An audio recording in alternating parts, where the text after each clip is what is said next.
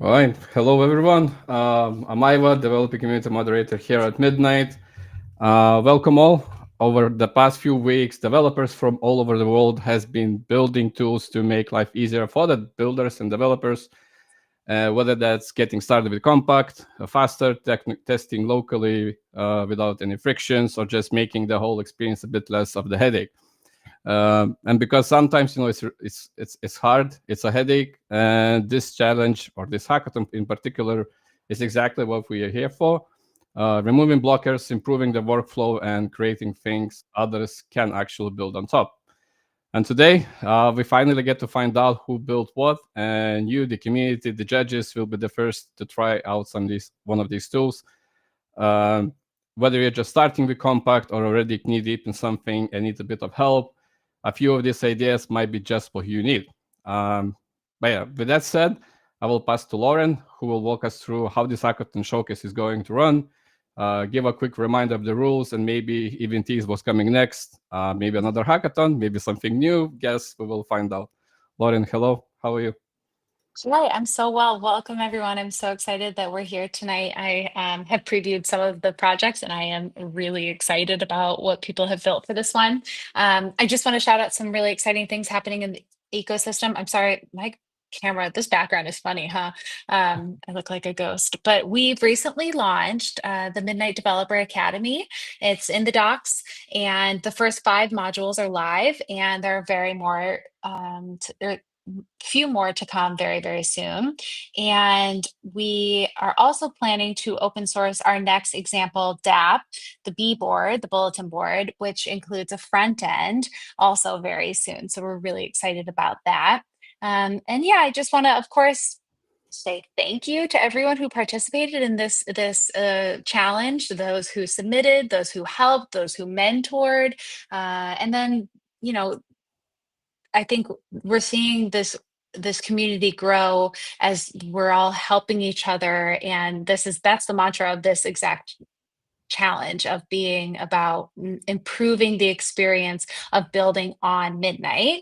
And the way it's going to work tonight is we'll have 5 minutes for the pitch for each team, and then we will have 2 minutes afterwards for our esteemed panel of judges to ask questions of each of the projects. And yes, I would love to preview what's coming next, and perhaps at this end of the stream tonight, I will share the next virtual hackathon, which is set to kick off on Monday, the 23rd, so next Monday. But yeah, I think before we dive in, let's definitely connect and meet all of our judges, right? We have a really cool mixture of engineers, builders, partners from across the Midnight ecosystem. So I'm really, really excited about today. So Iva, who should we start with? How do you want to do this? Um, I don't know. Let's start with Iskander. If I'm spelling the name correct, Yeah, we apologies. could go Go around. around. Yeah, perfect. Yeah, you do spell it correctly. Hey everyone. Yeah, I'm happy to be here. I'm Iskander. I'm working at OpenZeppelin. Currently, I'm working on the Midnight compact contracts library, like for supporting all these Solidity version compact. So yeah, this is what I'm doing currently. So yeah, happy to be here, and I will pass it to who's next? Alex. Yeah, thanks. Quick intro on me. My name's Alex. Pleasure to meet everybody. I'm with the Midnight BD and Partnerships team. Been with the Midnight Project for a while, helping to build out, our ecosystem, our partnerships, everything that's coming up in the testnet phase, but also towards mainnet launch. Very excited to be here. Very excited to see what kind of unique, impactful dApps and tools everyone's built. And yeah, I'll pass it on forward. Let's see who's next. Okay. Myself. Hi, yeah, I'm Adam Reynolds. I'm the engineering manager for platform tooling at Midnight, and a lot of these ideas are from, or the submissions. It's been beautiful to watch happen. So I'm really excited to see what you're doing, and really looking forward to what's going on. So I'll pass on to, in a circular fashion, to Eric. Oh, thank you, Adam. Hello, all. Really happy to be here. Well, I'm part of the Mesh and EDA Labs team. We build products, tooling, education. So, yeah, really excited to see what people have been cooking, and I'm going to be a really nice judge. Thank you. So probably I will introduce myself next. I'm Sergey from Brick Towers. We are building next generation long-term savings platform on Midnight with the privacy. So we also quite heavily involved in the community. So we are helping others building on top of Midnight and building quite heavily ourselves. So yeah, happy to be here, happy to help the hackers. Yeah. Patrick? And the last but not least, Patrick. Yeah. I guess I'm the one in the middle, so I'm coming last. Yeah, nice to meet you. My name is Patrick, and I'm the founder of a project called NMaker, and we do NFT minting or minting in general. And we started 4 years ago on Cardano, and we're currently integrating Midnight. So I'm very excited to be here as well. Amazing. Thank you so much. And perhaps we'll be minting NFTs for the ecosystem with NMaker very soon. Okay, so I'm going to jump in to judging criteria and talk about how these tooling and these projects are evaluated tonight. So the first category is impact. The question we're asking is, does this make building on Midnight easier or more powerful? Next is reusability. Can other developers quickly adopt or extend it? Next is quality. Is the code robust, documented, and tested? And then lastly, adoption potential. Does it solve a real need for Midnight developers? So the judges, you all have your grading criteria, your rubric, and I'll ask you to have that ready to go while we're kicking things off, because I think we're ready to get started, correct? Absolutely, yes. Just before I invite the first team, for those who are watching, please make sure to leave your questions, leave your feedback, or if you want to connect with guys inside the Discord or socials, just please join our community. The community is super active, and like Sergey mentioned, there are awesome builders out there, and I'm sure everyone will be able to help you out. But that being said, we'd love to invite the very first team, which is a Lucent Labs. Guys, hello. How are you doing? Please just shortly introduce yourself, and then I will play your presentation. Yeah, hi guys. Good afternoon. My name is Lawal Musa from Lucent Labs. We are building Statera protocol. So yeah, my partner is having issues to join. I don't know. It's telling him that the room is full. So we are supposed to be two. I think Elliot is actually inside. 1 second. He should be there. No, he left. He was just joined and he left. Okay, regardless of that, I will start your presentation so we can have a look.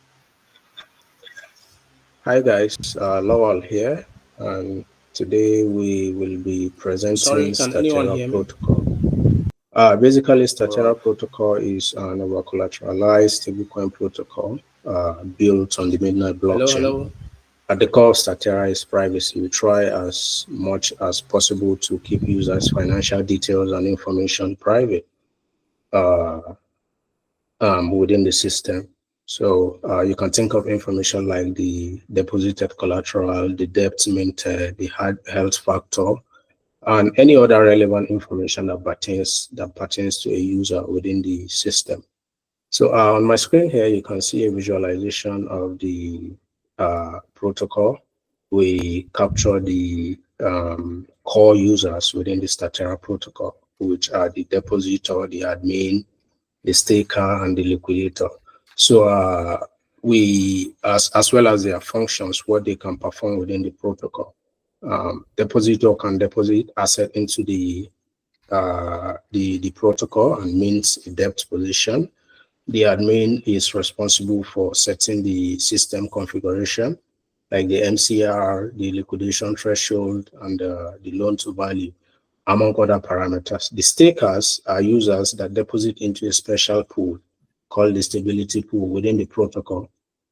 This pool is used to offset bad debts bad loan positions. We also have the liquidator. This is a circuit that is used to actually liquidate any bad debt position, often called by an off-chain liquidation bot. This is just a physical visual overview of the protocol.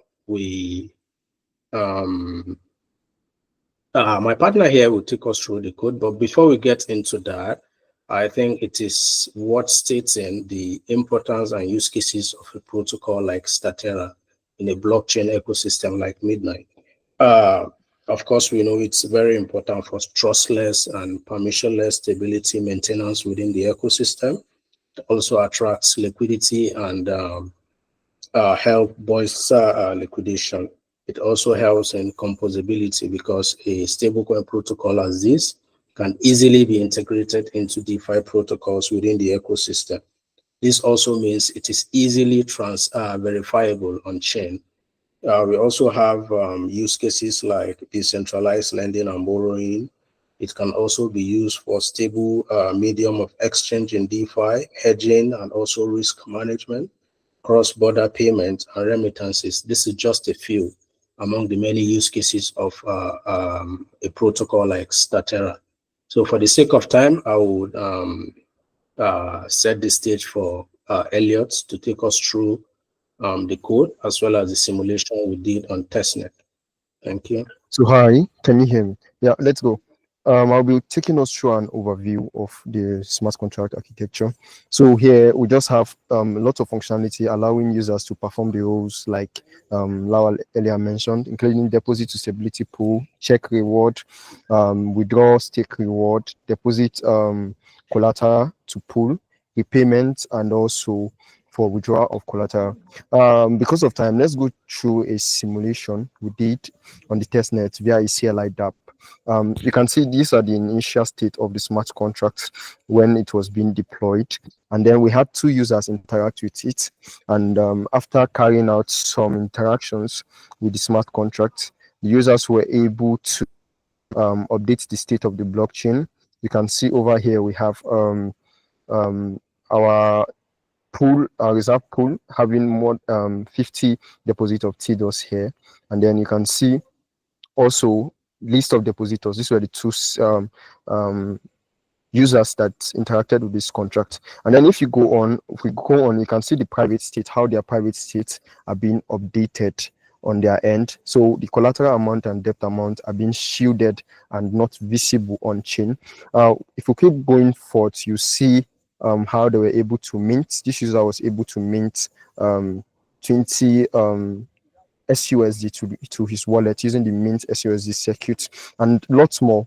Lots of functionalities were cross-checked. Literally everything works right now. I think that's all from my end. Lawal, over to you. All right, thank you very much, Elliot. And one very exciting feature that we are stoked to share with the Midnight team today is that there is a liquidation function. So we were able to simulate a user taking a loan and have the position under collateralized and also liquidate the position. So thank you very much. And yeah, thank you for the opportunity.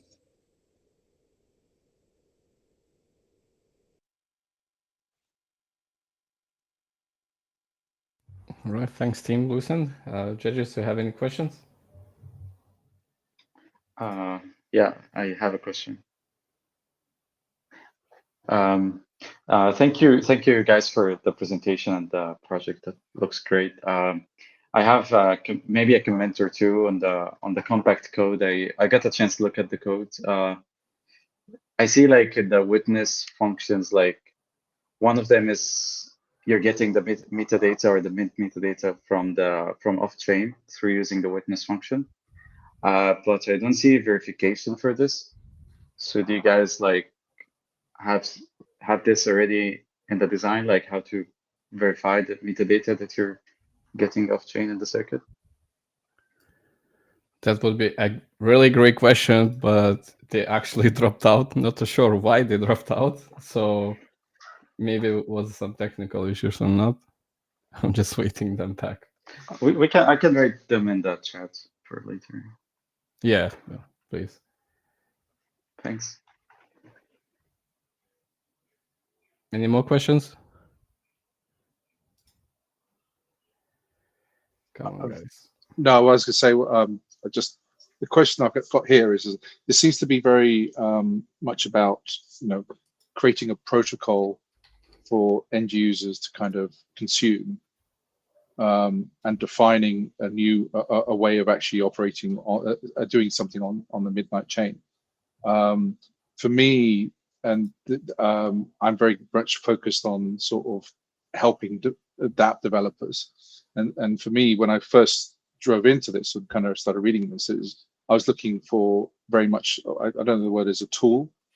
And I'm wondering if there is something here where you think this needs to, they're going to be needing, how do you see people adopting this and sort of taking this forward? Because I think this has got legs on it, but I think it also needs a lot of effort in terms of selling the idea to other people. So how do you see taking that forward? We have Elliot from the team. Elliot, can you hear us? Yeah, I can hear you. Yeah. Good day, everyone.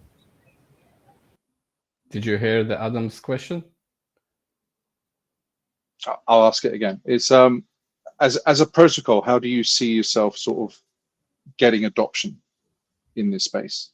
Because I think it's interesting, but I think it's how do you see people kind of selling this and kind of bring this to market in a way that people will adopt and use? I'm sorry, I was having a really terrible network difficulty. I didn't catch the questions. I'll ask again. So when I went in here, I was looking for, as a tool challenge, I was looking for some very interesting sort of things. You've clearly come up with a very interesting protocol. How do you see this being taken forward in terms of, adoption and a sort of, take up and people actually using this on a day-to-day basis? Because I think this is quite a not a difficult concept, but it's something that people will, when they're getting into dApps, this is very much aimed at people looking for solutions in the DeFi world.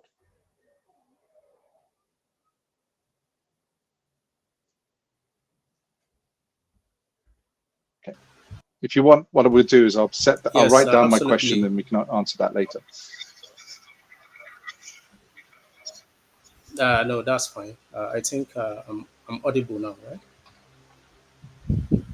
So basically, the entire protocol is targeted to end users as well as projects within the ecosystem.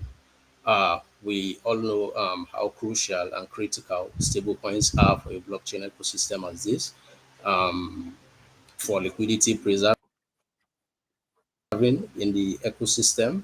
It's also due to its composability. A lot of projects can actually use the Statera SUSD within their protocols like lending protocols, derivatives protocol, and even end users can use that to kind of as a fail-safe in case of any market volatility.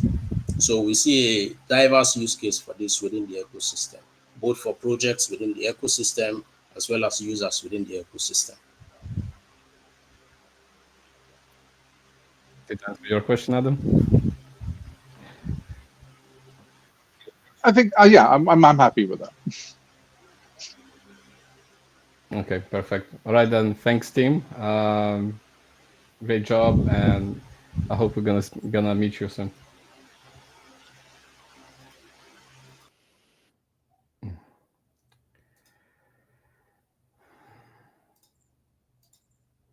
Okay, while we wait for another team to join, what are your guys' plans for this Friday?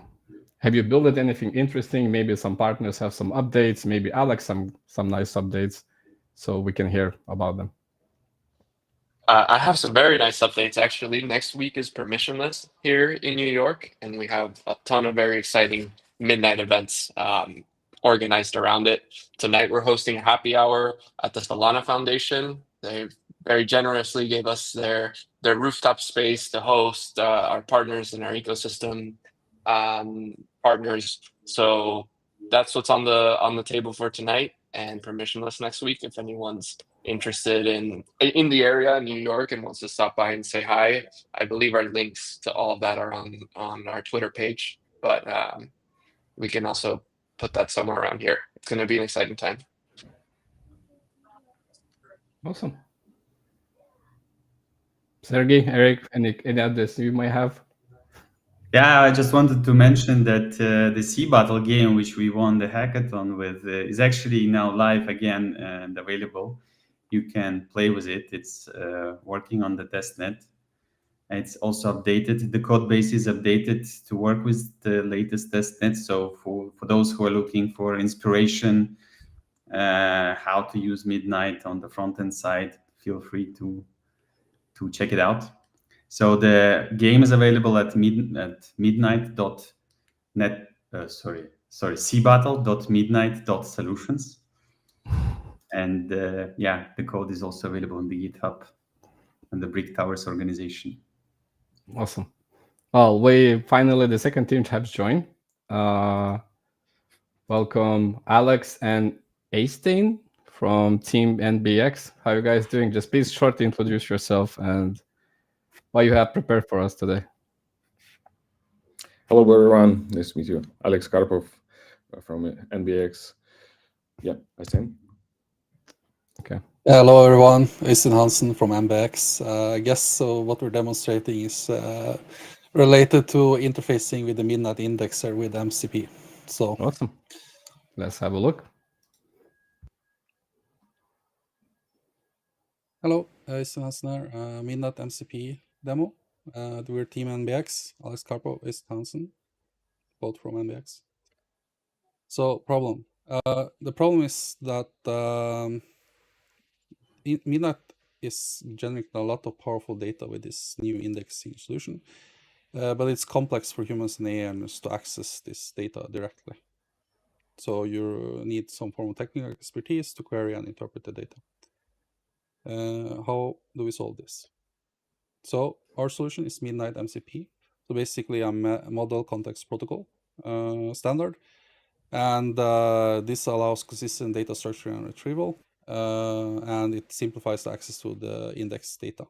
And basically this allows intuitive UI interactions. So for example, Cursor AI can have a plugin for MCP, and then you can query Cursor AI to query the index data. Then you have AI agents that can also utilize MCP, and they can then query all this data and act upon it. So how it works, you have the Midnight blockchain, and that generates all the transaction data. The indexer, of course, then makes it available through a GraphQL endpoint and index the data. And the MCP gateway then interacts with the GraphQL endpoint and simplifies the data access from the data that it can query. And this can then be used by clients with toolings to support MCP queries. So it simplifies basically GraphQL, and it's a human-friendly structure. What's the use cases and benefits? So some of them are, just simply having intuitive ways of querying with natural language. AI agents, this is exciting, like just all of the things it enables for agents to directly query the Midnight blockchain. That has a lot of potential. And I guess just prototyping. So you can, instead of setting up a lot, you can just quickly use MCP tooling in Cursor AI and already start querying the data and look at what you can do, and then start to plan how you develop. So great for prototyping. Architecture, I think we already covered this quite well. And then this is just a screenshot example, but we'll do a video shortly. But basically the idea is like, if you have a program that has support for MCP, you can then directly use MCP to query, and in human language, like they show me the latest transaction on Midnight network, then you're actually able to retrieve it and use AI agents to interact with MCP accessible data that's really from GraphQL. So yeah, before I say thank you, I think we can run a quick video of this same concept. So let's do that. So this is Cursor, just enabling the MCP tooling. And then you can see the different queries we can currently do. Since this MCP bridge is actually connected to Midnight tech stack that's not yet fully synced. I think it has like 300,000 more blocks to go. We didn't make it on time for the demo, but it will basically query the Genesis block when we ask the latest Midnight block info because of this. But if we are fully synced, it should work correctly.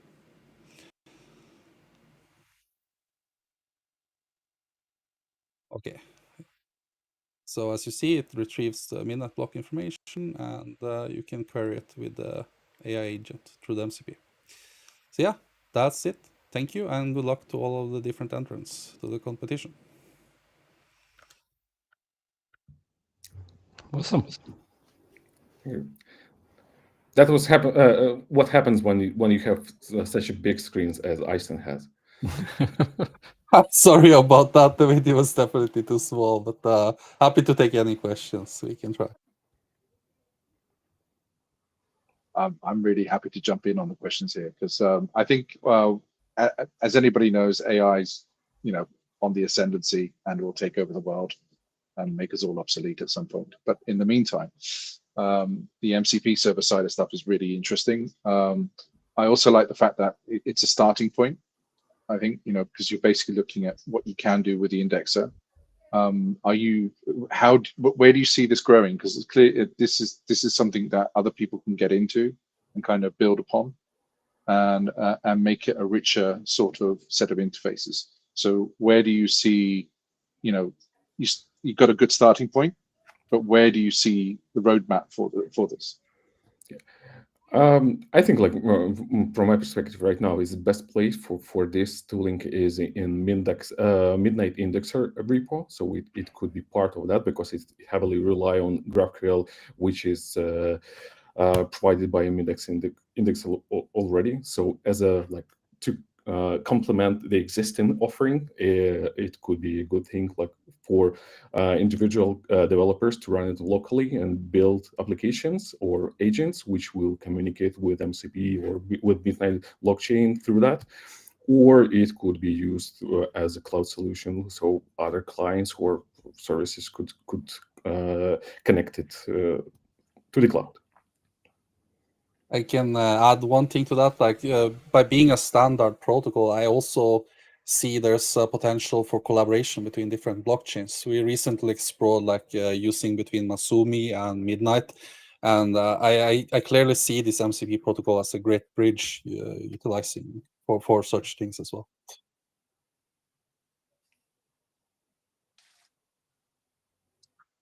I can jump in with another question, if that's all right. Just a comment. This is super cool from my perspective as a non-technical person. Being able to just talk to the AI and have it explain things to me in very simple terms is a godsend. So super cool. Just wondering what your experience was working with the Midnight Indexer. Did you find anything challenging with it? Anything to note?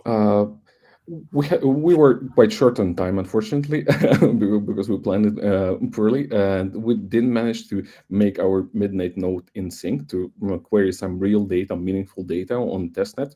And it looks like the synchronization path is quite sequential here. So you need to sync first node, and then you need to chain indexer to catch up on all the blocks out there on testnet.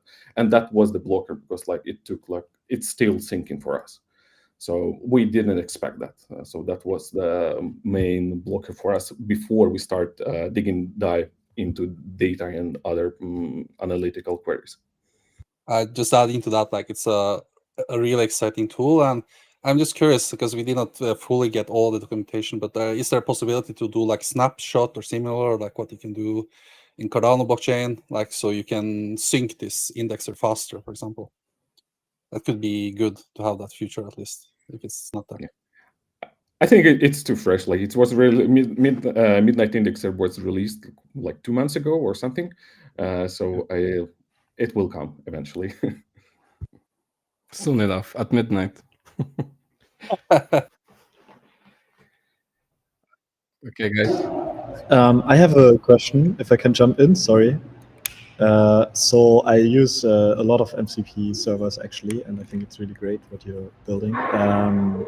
Obviously, I use a lot of MCP servers with Masumi, but the question that I have is it a MCP server that I have to install on my own machine and then basically sync my own Midnight kind of indexer, or do you offer a remote variant already? Because the remote standard is not really supported by anyone basically except for Cursor. It could work remotely. So right now it's like we developed it initially as part of Midnight Indexer repository. So there is multiple Docker applications within one compose, and MCP server is another one. So you can run it locally where your indexer and node are located, but you can run it remotely. And MCP configuration is JSON, which is pointing to the endpoint exposed by MCP server. So you can point it to any server, like local or remote. Okay, cool. Yeah, it would be cool to have one, a Midnight MCP server, like an official one, I think, somewhere. And maybe, the Midnight team could jump in and connect it with the docs as well of Midnight, because a lot of projects use that right now, MCP connected with docs. And then I can just use this like official Midnight MCP server from the website to build my Midnight applications and stuff like that. And I don't have to run it myself. Good idea. Okay, sorry. Make more work for you. Yeah. Thank you for the feature requests. Exactly. What I was going to say as a follow-up to this is that I don't know if you're aware, but the indexer repo is now open sourced. And if you want to put this in as a pull request, go for it. But we're rather busy at the moment, so the review period might take a bit of time. But yes, we are open sourcing our repositories. Midnight.js is around the corner. So, but that aside, this is one of these things where it feels the right place for it, but and then the separate side of this is clearly the how do we offer MCP services for Midnight, which I think is, and it becomes part of that flavor or the stack. Sure, definitely. We don't plan to stop at this point. So, but we want to sync node first, query, see how queries perform on real data, and then move with the real implementation and prepare PR for the Midnight Indexer. Awesome. Well, thank you very much, guys. If there is no other questions, we wish you best of luck. Thank you for having us. Thank you. Bye. Bye-bye. Okay. Okay, while we're just waiting, this is the last team where we have 2 people teams. So after this, it will be much easier.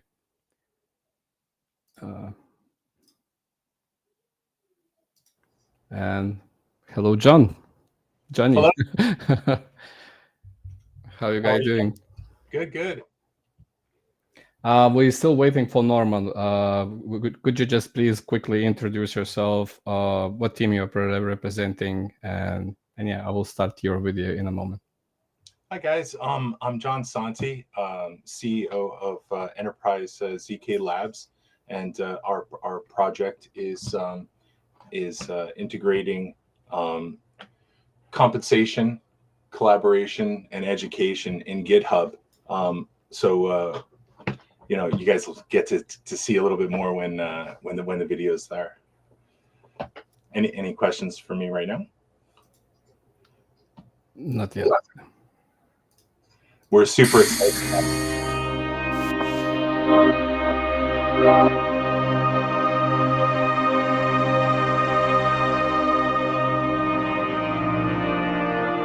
They took our privacy and called it progress. With Midnight Forge, we reclaim it. Here, education is sovereign, collaboration is protected, and compensation is earned, not extracted. It's more than a platform, it's a return to what was always ours, the right to build and interact with selective privacy.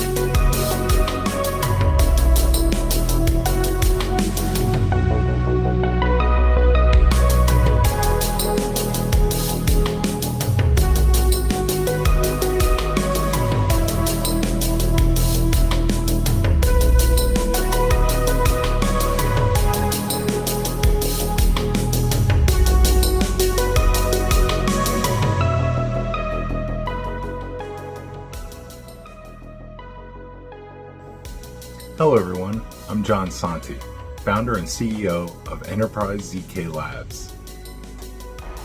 And I am Norman Lopez, John's partner and CTO for Enterprise ZK Labs.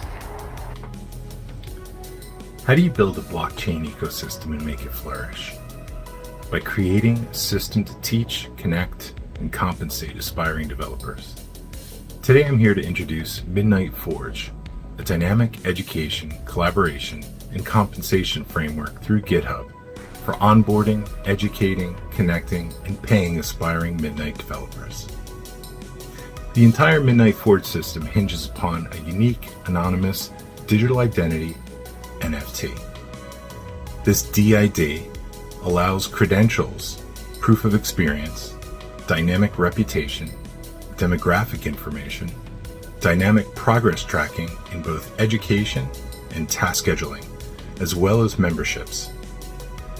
So, full transparency, we deliberately started from the opposite end of the privacy spectrum. My partner built an initial implementation 100% on Ledger. Fully transparent credential NFTs. We did this with intent. Real-world identity systems, especially in regulated industries, often begin with fully credentialed, fully auditable records. Before we selectively obfuscate data, we must first demonstrate verifiable trust anchors. Our NFT framework allows issuers to mint credentialed NFTs that represent employment licenses, certifications, or legal records, all fully auditable at inception. We must transfer this ability to ZK-proof schemes with the ability to selectively allow normally private information. Our long-term vision across the experiment and where ZKPs become critical is to slowly walk and test this architecture backwards into the private state. We envision a gradual state evolution and eventually reaching full inception obfuscation of the digital identity NFT, where even the original minting becomes confidential and permissioned, while retaining viable state transitions and proof that it exists. The Midnight Forge architecture is intentionally designed to be modular. It supports mutable and immutable credentials and dynamic attributes, and a driver's license, which must be dynamic for expirations and forfeitures. We're exploring a hierarchical per-folder smart contract governance, allowing complex permissions schema inside protocol-level digital identity wallet. Midnight Forge is not simply an NFT minting tool. It's an education, collaboration, and contracted work payment model that creates competent Midnight developers, helps them join teams, and helps them get paid when they add value to their new ecosystem. Thank you for your time. We're excited to continue building this with the Midnight ecosystem.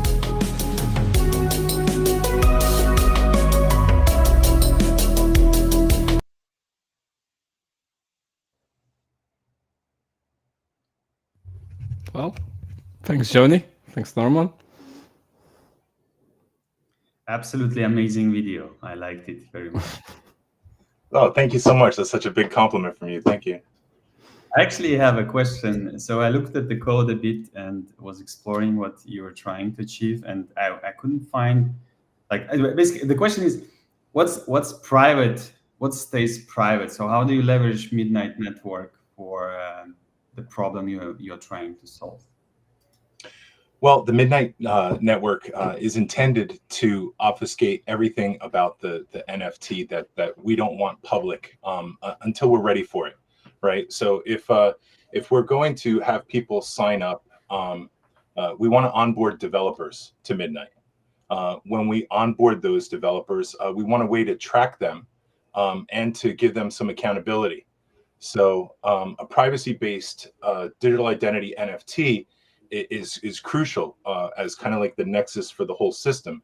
Basically, you would go onto the Midnight repo, you would get your digital identity through the platform, and then you would be able to interact with the platform. And the platform is kind of like the hub for Midnight. So we have first we need to know some stuff about Midnight. We have to learn about it, right? So it'll give you an educational track that could be interactive based on your developer experience or inexperience. Then we want to connect people. We want mentorship, and then friendly collaboration between peers, and that can all be controlled with these digital identifiers as well. But it's very important, as cryptographers, and the general theme is we don't want to be found sometimes, so we want this arbitrary object that has all these credentials, but we don't want it necessarily attached to us unless it's important. So once it's time to get paid, once we've learned about Midnight, and we've connected with our friends, and now we see jobs that are presented as issues on GitHub, we could say, hey, I can fix that. I can work on that and get practice, using Midnight, and be paid a specific amount that's preset for a particular issue. And then but that requires KYC. And so if we have this digital identity that has the ability to prove KYC, to prove attributes such as your ability through a social security number to be able to be paid, tax liability, all those sort of things, they could be obfuscated until they're necessary. And then we only give the absolute attributes that we need to verify that the person is qualified. And but then we have this issue with how do we keep bad actors out of here, right? Well, now with the digital identity wallet, because it's unique to each individual based on their KYC, they can't make two. And so you start to get this idea of NFT that represents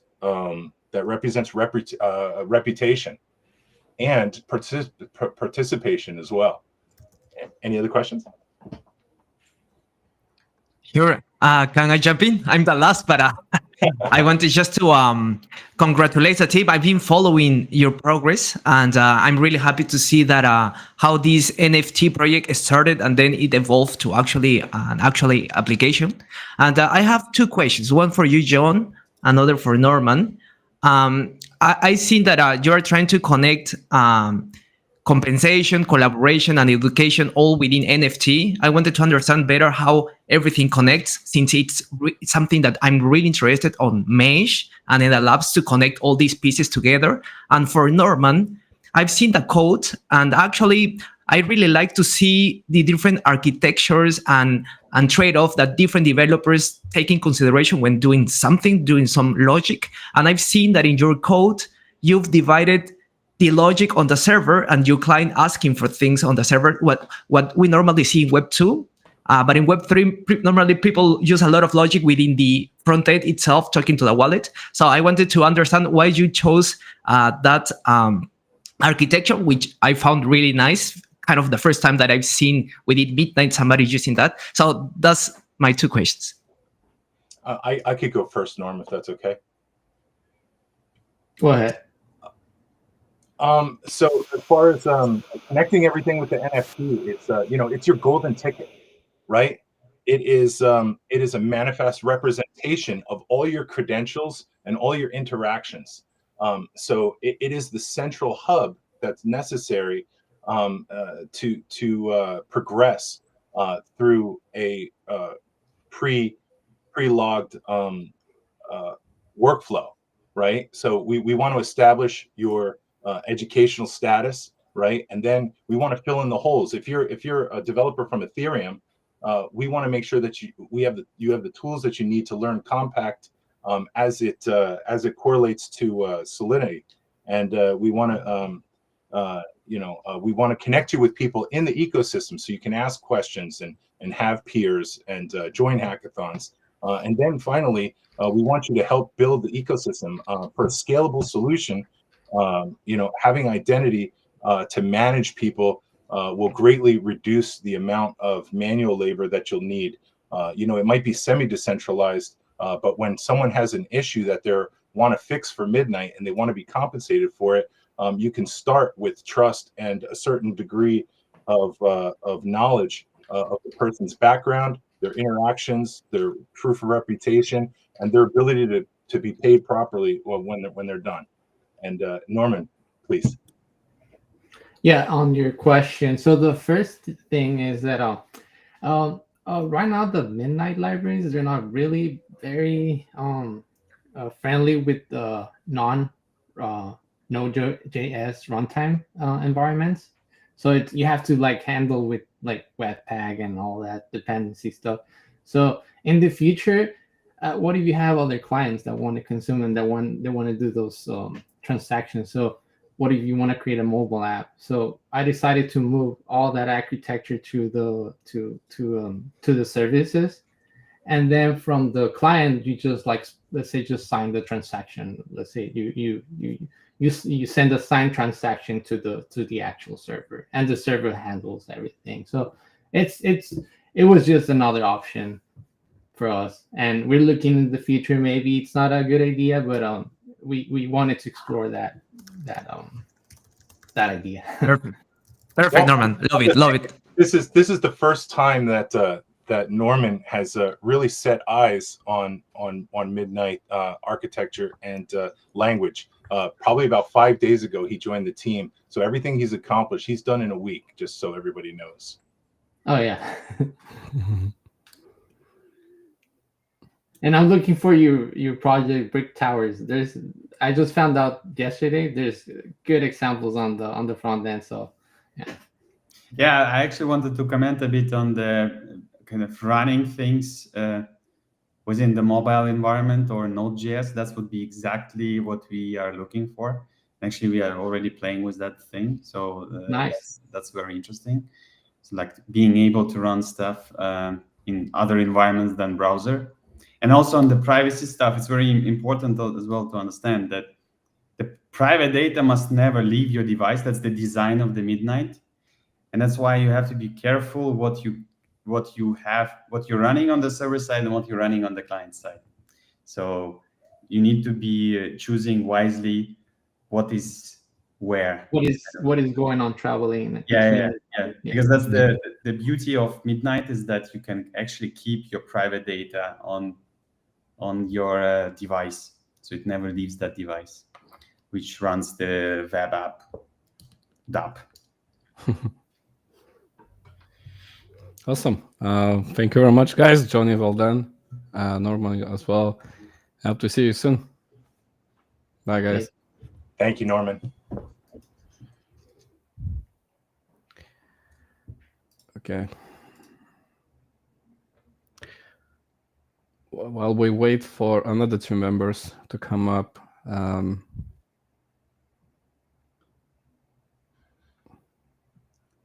you going to play some music? I could. I don't think people will like my style, especially for live. But Isn't it Mediocre Hacker? It's just one person, right? yeah, it's going to be Mediocre Hacker and Team Kryptonite. Well, I mean, they're not together. They're separate teams, but now it's going to be single person teams. I see. Yeah, perfect. And he's just joined. Hey Hello. guys, can you hear me? Loud and clear.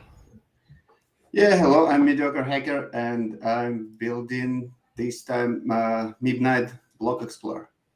Awesome. Because last time you also participated and you built a similar game to what Brick Towers tried to build? Yeah, exactly. Okay, It was like cool. Okay, so I'm gonna play your recording. Hello, I'm Mediocre Hacker. I'm excited about ecosystem tooling virtual hackathon. And let's see what it can bring to us as a community. That's a pretty common question in Discord channel. Where can I find Blockchain Explorer? And the answer is, we don't have it yet. I decided, yeah, let's build one. Let's start building. Here's a repo, Midnight Scan. I'm using Leptos framework, which is a full stack, fully typed Captain H Rust framework. Pretty cool, highly recommended. Let's go to the link. This is Midnight Block Explorer.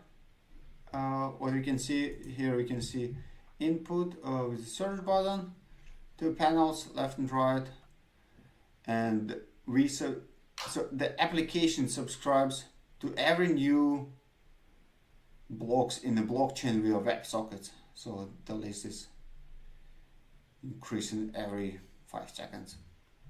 Let's click on one of the block. What we can see here, we can see the block hash, block number, and parent block, which is a link. We can click on it. See the number is decreasing. 90, 89, 88, 87. And it also shows extrinsic data information, which is a timestamp information, transaction submission information, etc. But all of this data is encoded with a scale codec, so it should be decoded first. Let me show how the search works. It's pretty simple. You need to copy paste your block hash, click a search, and then that's how it works. Pretty simple. If you prefer dark mode, so the application has dark mode as well. If you have a feature request, feel free to create a new issue in GitHub. If you want to collaborate together, feel free to open pull request. Also feel free to fork and click the start button. Yeah, thanks for watching. Let's make the best Midnight block explorer together. Thank you very much. Thanks for watching. Bye.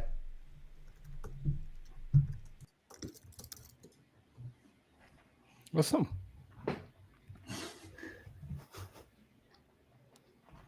Questions, fire away. I know Adam is kind of keen to ask something already. I can see in his eyes. It's one of those. Okay, I'm not very familiar. I'm more at the DApp development. Block explorers is one of those things I think is needed. But this, for me, how do you see? Because it is quite. Be honest, it's quite a simple looking interface at the moment, and I think that's important. But how do you see it sort of growing or developing? What features do you see down the line that you'd want to add to this? Yeah, that's still an open questions, and it's more for the community. So I'm looking more for, as I said, like feature request. So what people are looking for, because that's pretty complex. Now, what I want to say, Midnight blockchain is a bit more complex than the general blockchain. And of course, it's like different people want to see completely different things. And most of the thing is decoded, we encoded, and we need to encode them. And which is important, what people actually looking for. Are they looking for, like, for instance, transaction address, or they more looking for smart contract address, or are they looking more for what is in smart contract already? Maybe they don't need like block numbers. It's probably not what they're looking for, but maybe they want to copy just smart contract address, put like in a search bar, and see the what is inside. So if it's important, then I'm willing to continue working on that. So that's kind of an idea, because it's like the amount of work for block chain explorer, it's just tremendous. It's years of works. Anyway. So looking for the feedback. I have a request. So basically, it would be nice to look into the contract state on the ledger, how it looks like. I'm not sure actually how possible it is, in a sense that you might need to provide some deserialization from your kind of what is being built by the compact, how you deserialize that contract. So I need to understand the architecture better. But what would be really nice is to get the information of your smart contract, like for the developer experience at least. Yeah, that's what I want to say. So basically, it's multiple steps, right? First, you need to find your smart contract address, right? Then it's like you need to find a transaction. And then you need to provide the data to decode all that stuff, because probably only you knows that. Or maybe somebody else knows. I don't know. Maybe it's a public smart contract. And actually, this data, how to decode all this stuff, is available. And then you don't want to share the whole GitHub, for instance, or you want to share just your smart contract thing. And then you can put it like in some text field and then decode it. So that's kind of one of the idea how you can achieve it. Because first you need like to do like a simple encode decode, like a standard way from scale codec. That's what I checked. That's actually I managed to do that. But the rest, it's up to you. So it's still like we need to figure out how to make it more user friendly, let's say. But yeah, it's challenging. Yeah, indeed.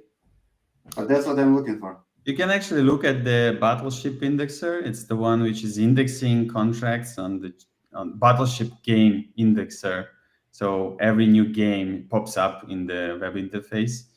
But yeah, I'm not sure it can be generalized, but would be really, really, really cool to generalize it so that you can open any contract, not just a specific one. Yeah, definitely. I will take a look. That's interesting. Also, jump mediocre hacker. If there is any more questions, just one really quick. I mean, at the end, developers, they don't realize how much the indexing services and block exploiters we use. A lot of times they are just embedded within the SDK. So I just wanted to know if you have looked through what Maestro is offering and how they correlate on what you are doing. Sorry, can I come again to the question? I don't quite catch it. What's? No, if the work that you're doing, it's if you have studied how it's working, what you're developing the Maestro team, and how they correlate on your work, if there are some similarities, or you are thinking on using their services in the future.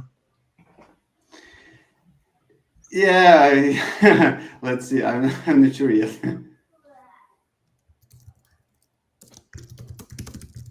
Okay. Okay then. Thank you, mediocre hacker. Have a happy Friday and speak soon. Yeah, thank you. Have a nice weekend. Bye. You too. Bye.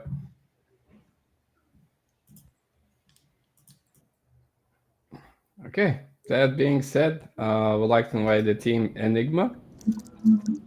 Hi guys, how's everybody? I'm doing well. How are you? Good, thank you. Would you like just short introduction while? Sure, definitely. I'm running Enigma Stateful since almost 2-3 years now. Before that, I used to run some Masternode and stuff. So pool is still running. Saw the midnight opportunity come up. Excited to join in. Running the testnet right now. Creating some tools to help fellow node operators. So yeah, that's my background. Awesome. All right, let's have a look. Hey everyone! Welcome to our Midnight Hackathon video, where I'll be sharing some handy tools we've developed for fellow Midnight node operators. I'm not a developer by trade, just someone who loves creating scripts that make life easier. So, let's dive in. What we're solving for node operators is simple: a unified view of sidechain health, a key registration check for the current and next 2 epochs, and real-time insight into your Midnight Validator node, including sync status, block production, key checks, and registration info. First up, we've got the Midnight Sidechain Monitoring tool. This tool was born out of necessity, running multiple scripts separately, just to check if the Cardano node is synced and if DB sync is up to date, was just too time-consuming. So I combined all these checks into one simple script, giving you a quick and easy overview of your sidechain's health. Let's take a look at short demo.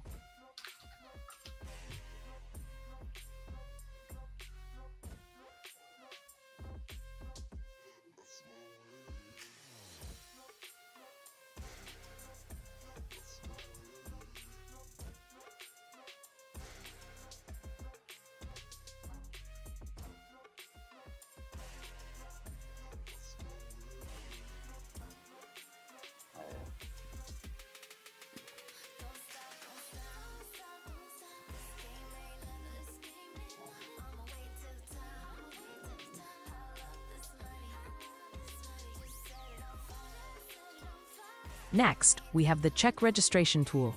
One of the biggest challenges for node operators is waiting 2 epochs just to find out if their registration was successful. This script checks your current epoch, and then looks ahead 3 epochs into the future. If everything checks out, it tells you you're good to go. If not, it lets you know right away so you can fix any issues without wasting those precious epochs. No more waiting around, just quick, straightforward answers. Let's take a look at short demo.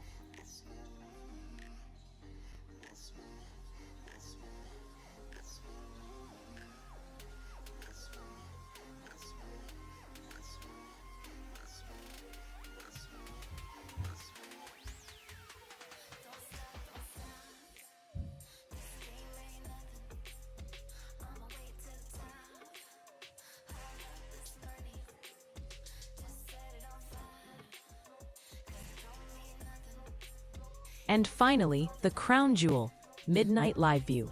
Inspired by the Cardano G Live View, this tool gives you a real-time dashboard of your node's performance.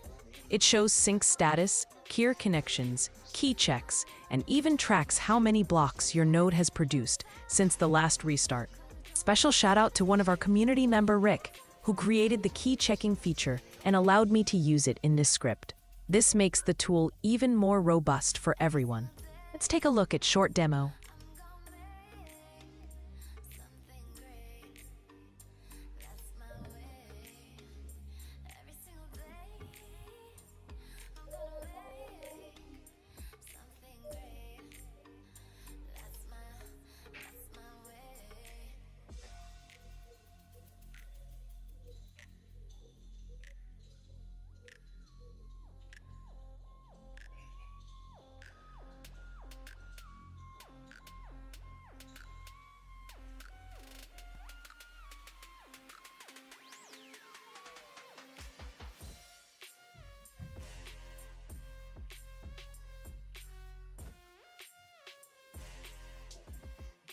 So there you have it. 3 tools created out of a genuine need to make Midnight node operation a little bit easier and more efficient.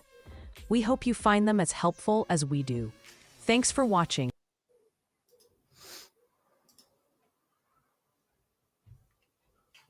This was a good one. I liked it. Thank you. Any questions? I mean, these are in production. A few people are using it. I think it was self-explanatory, but I think it's helpful. I think indeed. I've just come in on this. I actually, these are the type of things that are really important. These aren't.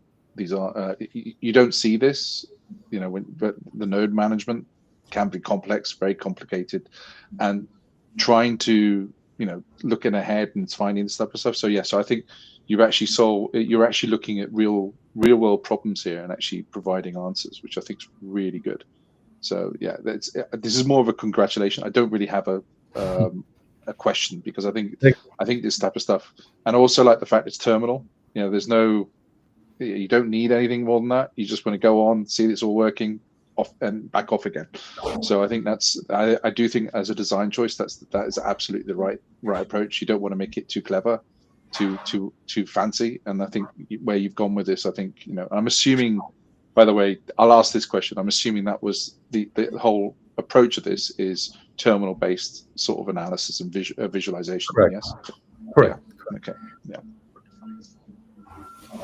And this is the open source one, yeah? So can we make community can use it anytime they want? Of course. You can modify it according to your need. There's a lot of other information we can still add. The problem I'm coming across is not keeping a record of produced block. So if your Docker restarts or machine restart for whatever reason, that's not there. I'm trying to implement where create a JSON file. If you just started right now, you keep record of all your block, and next time when you launch the tool, it'll pick up that JSON file and add current whatever blocks you're producing. That's in work. Hopefully, maybe a week or so, I'll push that up there too. But yeah, I could see almost they're needing like a daemon service to basically record this and stream this type of information. Correct. So, yeah. Awesome. Any more questions from any judges? How many hours you put in place to actually come up with those scripts? I can imagine the built by experience, right? So that you spend hours to kind of work out how to run the node, how to do the stuff, automate it your way. Honestly, setting up Midnight was a challenge. It was a good challenge, a lot of learning curves. First time, I mean, I used Docker in the past, but that was a good, I'll say good choice. I liked using Docker. It's simple, easy. I know a lot of people have issues, but quite a bit of time. Coming up with the idea wasn't hard. Putting the scripts together was a bit hard. I don't know, honestly, I don't know how many hours I spent, but daytime job, and after that go home and just work on this kind of stuff. Amazing. Thank you. Good job. Great tooling. Thank you. Thank you. Oh, thank you. Speak soon. Take care. Bye. Right. We have another participant, Caleb. If I've spelled the name correctly, from Sisyphus team. hello, dude. Just introduce yourself. And, Hello. Yeah. Hello, everyone. I'm Caleb. I'm fourth-year computer engineering student at Istanbul Technical University, and I've been working on blockchain for the past 2.5 years. I've also been writing ZK code for the beginning from last year, and I'm very excited about Midnight because we are building the next infrastructure. And without further ado, we can go to awesome. Sure. My video. Computer engineering student at Istanbul Technical University. Today I'm going to present you Create Midnight app, an NPM package for scaffolding Midnight contract. Basically, it's a zero configuration CLI tool enabling developer to rapidly scaffold ZK-enabled smart contract projects on Midnight blockchain. So before diving deep into my library, I'll tell you my story. So I started to learn Midnight 2 months ago, and when I first started to learn Midnight, things were very complicated for me, and I didn't know where to start. And I have to go through a lot of configuration, and it was daunting, and I gave up. Then after a month, I picked it up again, but this time I was more determined, and I was planning to do whatever it takes to learn Midnight. So when I was developing, I created small tools along the way to make it easier to keep developing an app. And a couple weeks ago, I joined the Discord weekly call on Midnight, and I learned there is a tooling hackathon. So I thought, why don't I improve my tooling and submit it as a hackathon project? So that's how Create Midnight app is born. So first, let's see what are the barriers in Midnight smart contract. The first one is, as I said, there is a complex setup and configuration. The other one is there is fragmented tools and tutorials, and the existing tools on GitHub, like example, a lot of them are outdated. As you know, Midnight is being updated every 2 weeks, every month there is a new update. So the tools there are a bit outdated, and there is a high learning curve, especially for beginners. So I thought, what if I can find a way that makes it easier, beginner-friendly, to get started into writing smart contract on Midnight? So what does Create Midnight app do? It's a one-command project bootstrap. And without any further ado, I'm going to show you how it works. But first, I'm going to show you how I used to do it and how the tool improves it now. I'm going to show you how you can get started into Midnight the old way. I have this example counter, and I wrote a simple Midnight contract. And let's get started.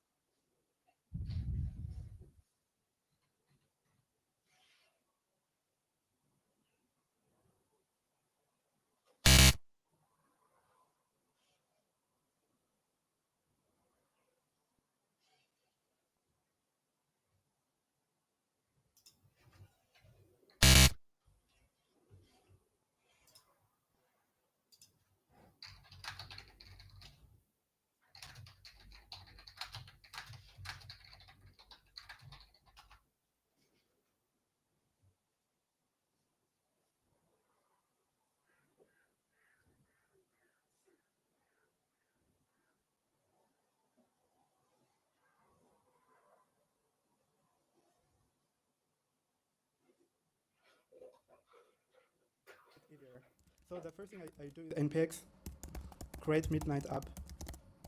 Make sure you are using the latest version. Then my contract. And while it's installing, I'm going to go to another directory and I'll do the same. So while doing this, here's the structure. There's a boilerplate, and it manages everything about the contract and the contract CLI. And there are some scripts, and it comes with a pre-generated wallet.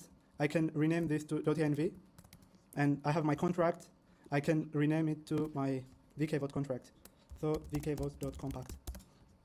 So as usual, I'm gonna copy paste my previous code. Here I'm gonna copy paste. So what the contract does is you can vote. You can select either you're voting for A or you're voting for B, and it makes sure like you have not voted before using the secret key. I know secret key should be stored in the witness file, but for now, just for a demo. And yeah, that's it. You go to my contract, and Then make sure you're using Node version 20. Then you run npm run deploy, and everything will be deployed in a matter of seconds. So I'm just gonna wait here for a few seconds, and you'll be interacting with the contract. It's just like a magic. So it's deploying. There is already some balance in the pre-generated wallet, so there is no need to go to the faucet and request for a token. And you don't have to do any configuration. You don't have to write any API or any CLI command. Everything is handled by your scaffold Midnight. And let's say you want to add a new function, or you want to remove some function. And if you run npm run deploy, everything will be auto-detected and auto-generated. So here I want to vote. So what's my secret key? My secret key is 123. Then I'm voting for it. While doing that, I want to show you something else while the transaction is going through. So here I have my pre-configured wallet. This is the Genesis seed, but I don't want that. I wanna create my own contract. So what I can do is first make sure you're using Node. I can do npm run wallet. So if I run npm run wallet, I'm gonna get a new public key seed. And if I do npm run balance, I can check the balance. And we have like no balance at the moment. But if I do npm run faucet, instead of going to the faucet website, it just it would extract token from the faucet, and it would come to my account without going through any hassle. So here it's voted, the execution went through successfully. I have voted, as you can see, I have all my function brought here, so I don't have to do anything. If I see the state, I can see like there's one vote for A, and this is the voters, it's like in a uint array. So there is one element in the set, and this is the element. And yeah, that's it. You can call different contracts, you can do whatever you want. You can also like deploy join, you can join an already deployed contract. That's not working, you got stuck somewhere, and you wanna read some documentation, so you can just run npm run docs, and voila, just in a second you are in the document.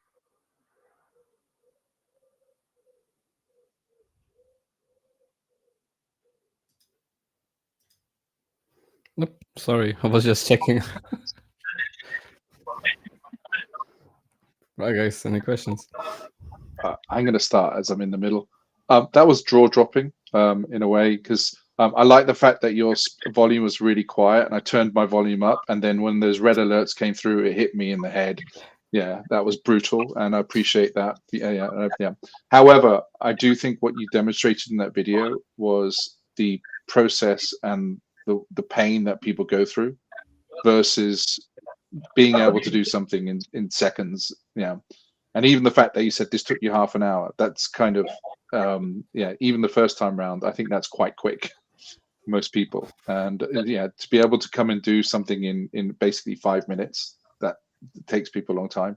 And I think, I do think what you've got here is got some interesting stuff. The one thing I would be interested in knowing is that, are you doing contract analysis for the various functions and then pulling them out and generating hooks for them in the CLI?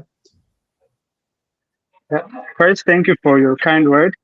And I actually did this for myself. Like, I didn't know there was a hackathon until like sometime I joined the Discord. I was talking with Ahmed.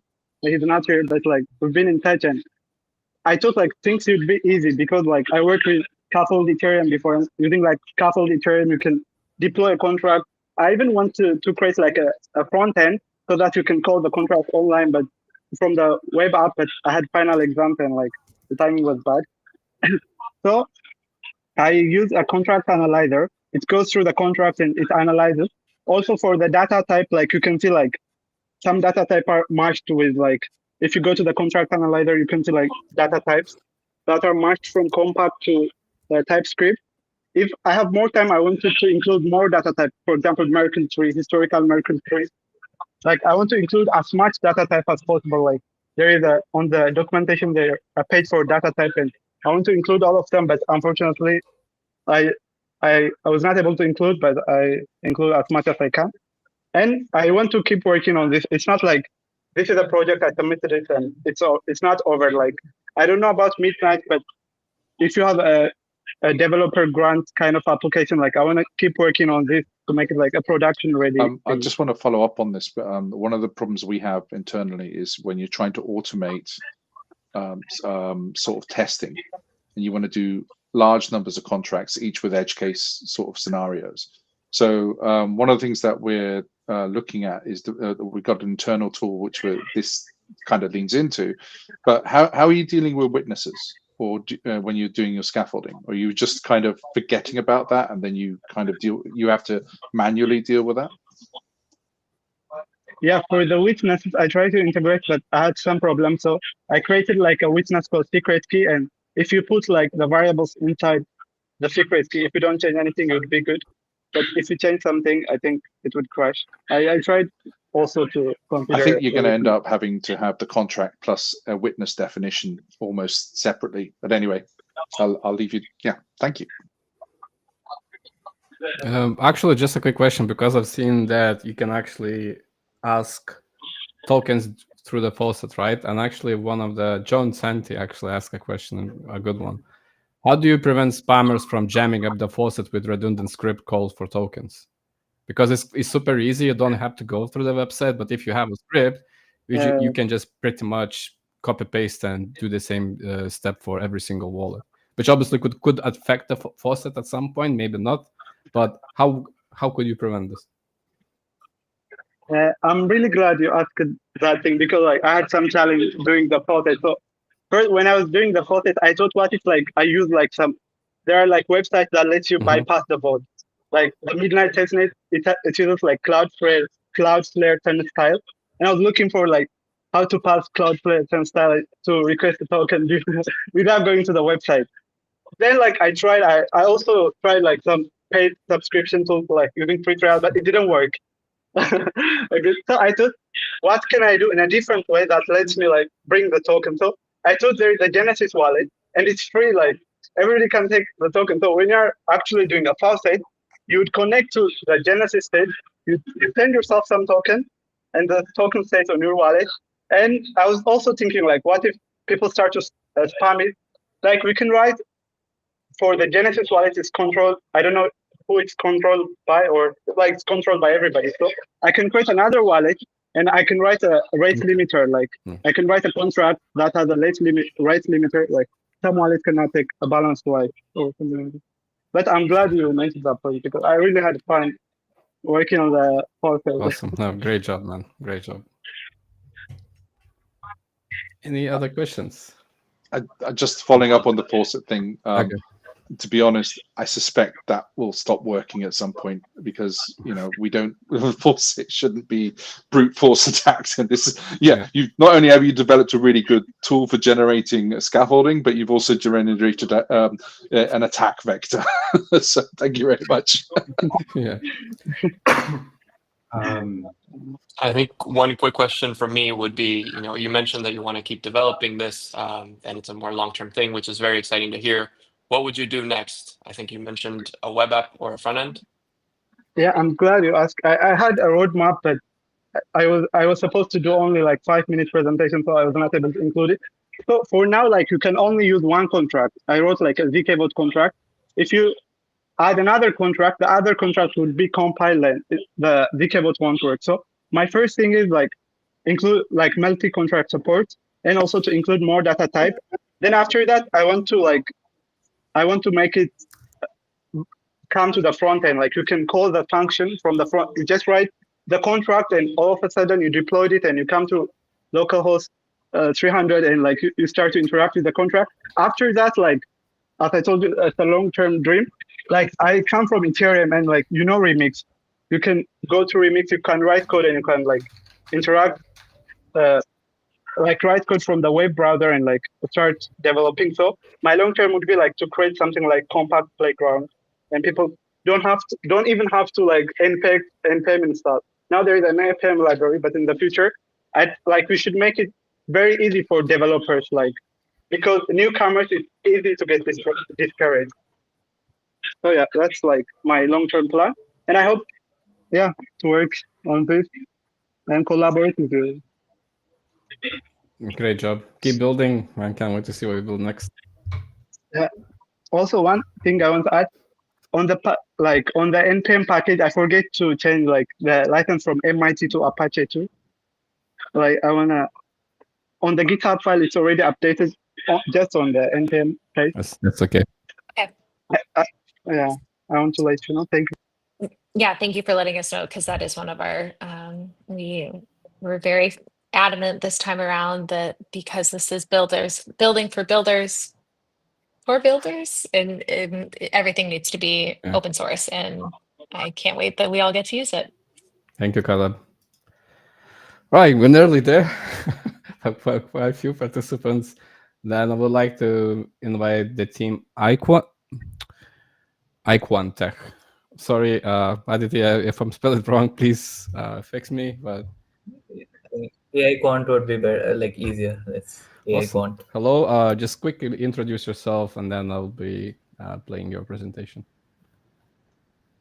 Yeah, I'm Aditya. I'm a developer in Cardano, and this is one of the few times, first time I'm trying Midnight, as well as, funnily enough, this is my first hackathon that I'm attending Awesome. ever. So it's been exciting. I didn't get a lot of time to get into the code. I was preoccupied with other things as well, and the timeline was a bit strict. So I wasn't working on this before. I just started after the hackathon was announced and I registered.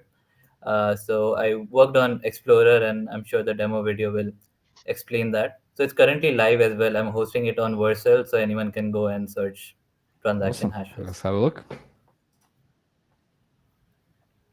Hello everyone. Good morning, good afternoon, and good evening to all.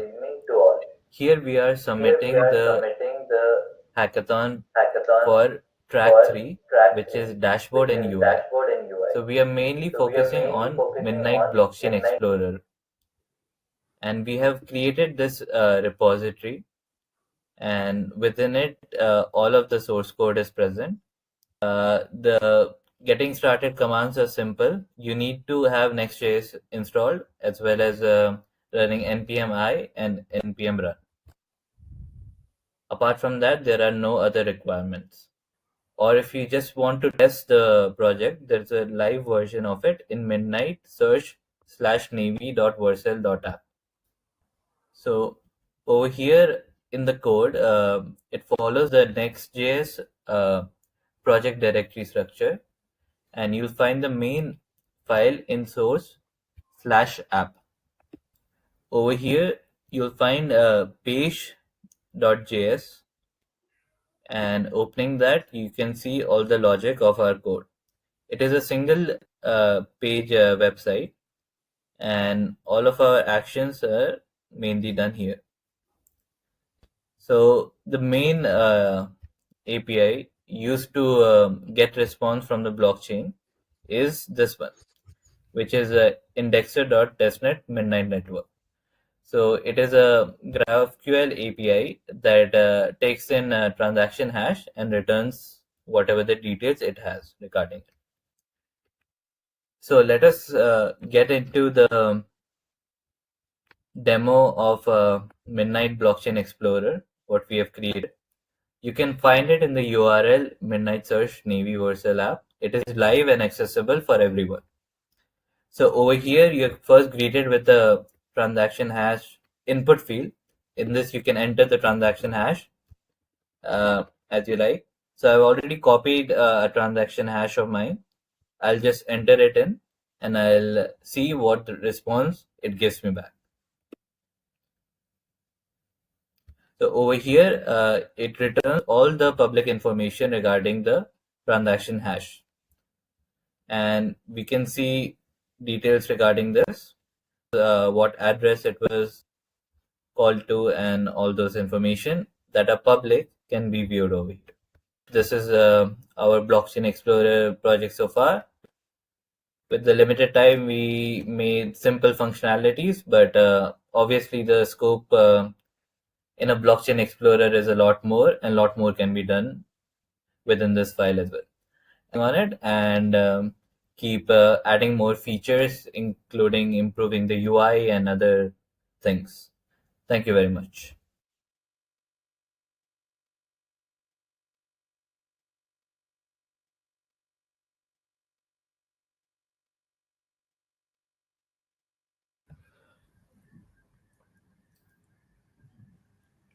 Yeah, sorry about the echo earlier. Like, I think it was because of the speaker.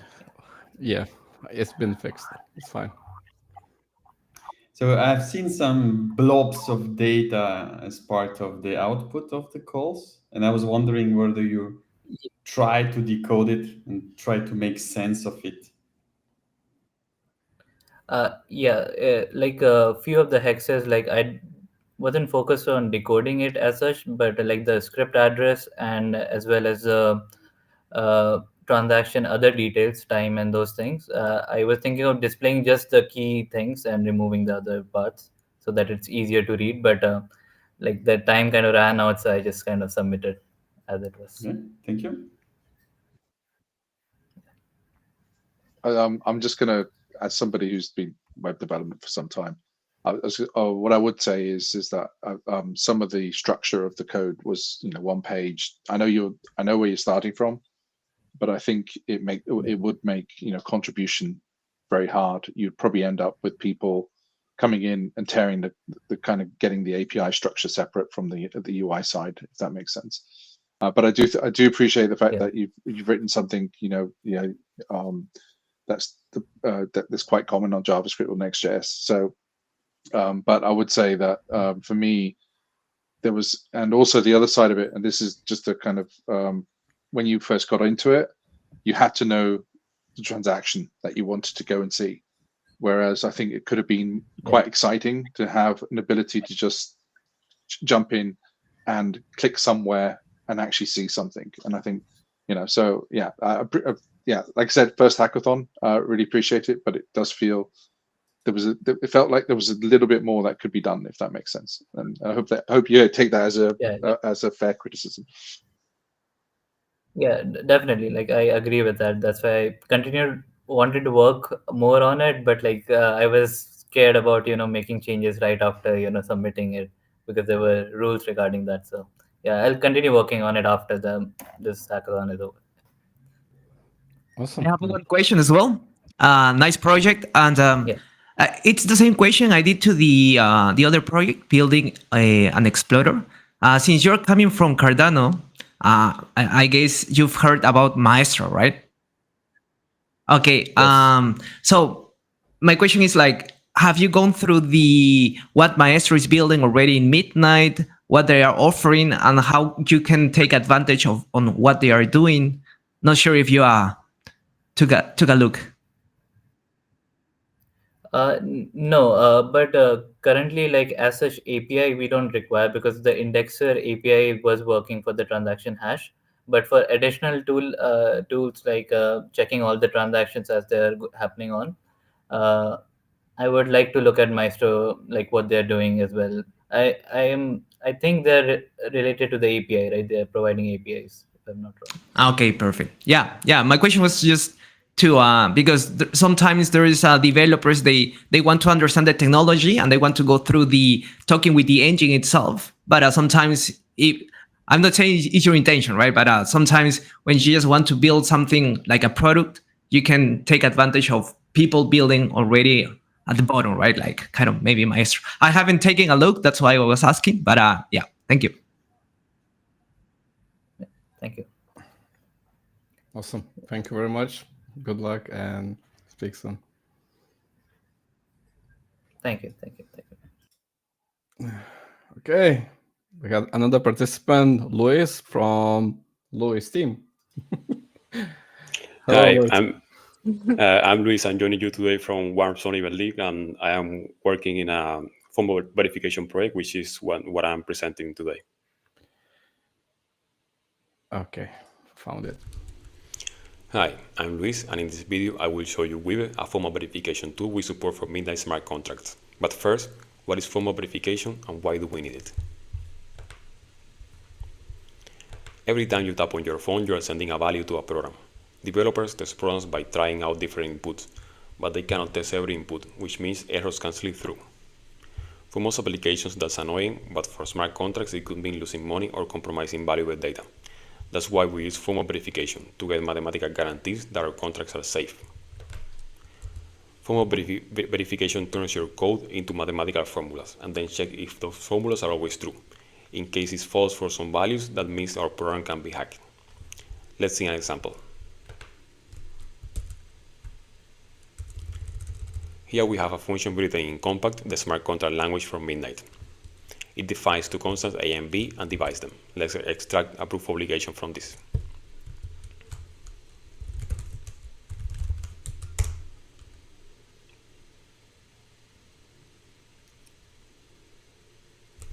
Here we says that we have to prove that if a equals 18 and b equals 1, that implies that b is different from 0. That comes from the division here, because division by 0 is not defined. That's why we says that we have to prove that b is always different from 0 under these conditions. Let's also use Weaver to prove it.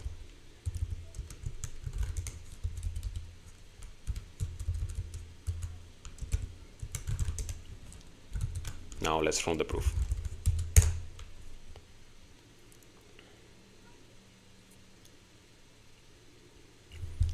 The proof is correct. You can see with the green check mark here, and it's also quite short. That happens because Weaver uses C3, and C3 is a very powerful theorem prover, and such a simple formula can be proven without any extra step. But we can also provide the extra steps and see what happens.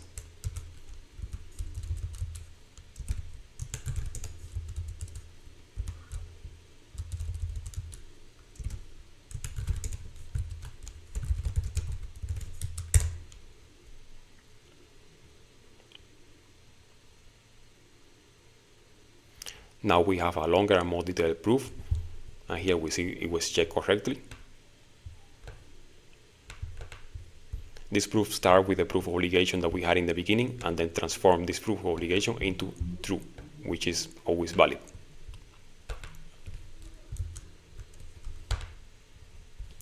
Now, we can also verify business rules to make sure your contract behaves exactly as intended. And since smart contracts are deployed by code written in languages like Terraform or Bash, we aims to verify the logic across your entire code base, not just the contract itself. So if you're building smart contracts on Midnight or managing complex deployments, we can help you prove your code is correct. Thanks for watching.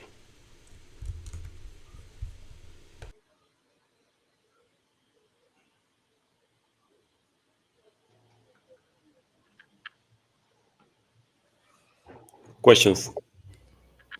Adam is ready. Or Iskander. Can you hear me? Can you hear me first? Yeah. Yes. Okay. Thank you for the presentation. I have a question for myself because my knowledge in formal verification is limited. But the first circuit you tried to prove was the division, and then I saw the symbol of division. I was wondering if this is actually compact code, because in compact code there is no division, as far as I know. It's still a work in progress. I do have a parser and a type checker for compact, but I am still working in extract the semantics of the language. It's something that I still have to complete. So I just put that as an example. Maybe it's not exactly a valid smart contract, but I think it can illustrate what I'm trying to do. Thank you.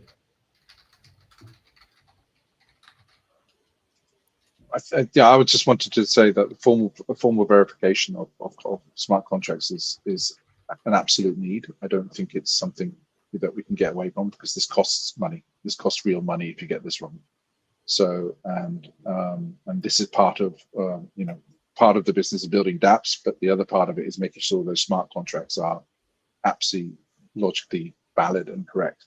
I do think there's more effort needed, or not so much effort. I think we've started doing some stuff inside with Tree Sitter around compact language in terms of defining what a formal definition of it. So I think it sounds this to me feels like long term. It's got a lot of legs, but I think there's quite a way to go yet. Am I correct in my understanding? For sure. I'm just thinking like some low-hanging fruit, like division by 0, and I can start working, for example, in index out of range kind of errors. But of course, then I still need to work on many other things, like the compact model is still not complete. I am working right now in a small language called guarded common languages. The guarded common language, which is quite small, and this is a language with a well-defined semantic, and from that one I can extract proofs and check many other things. So I want to start with that one and that small one now, and then maybe move to then continue working on compact at the same time. I'm trying to this for sure. This is a project that touches many things. Like I think that, for example, if at some point you define a basic template for a project in Midnight, this project could be used to check if the template still has the integrity, because sometimes the people continue working on top of the template, and maybe the guarantees that you provided in the beginning are no longer there. So I think it could be used in that case. So also not the expert in formal verification, but I was wondering, what's the input for that prover? Like, do you need like a language? In what form? So how do you define that, and then what happens next? I am also not an expert in formal verification. For me, I have been learning like basic things about formal verification for years, but now the planets align, and I am like pushing harder in this project. The way I understand it right now, or what I'm planning to do, is analyzing a full project, like the source code, the project. For example, if you're writing a code in Rust, just reading the source code from the files, parsing it, type checking it, and then from all that abstract syntax tree, getting all the information that is needed for doing formal verification. And also the developer could add like some things. The theorem prover is going to say, I do not know how to prove this property here, so you as developer have to provide the extra steps in that case. Okay, thank you. I just have one question and context. I appreciate the bravery of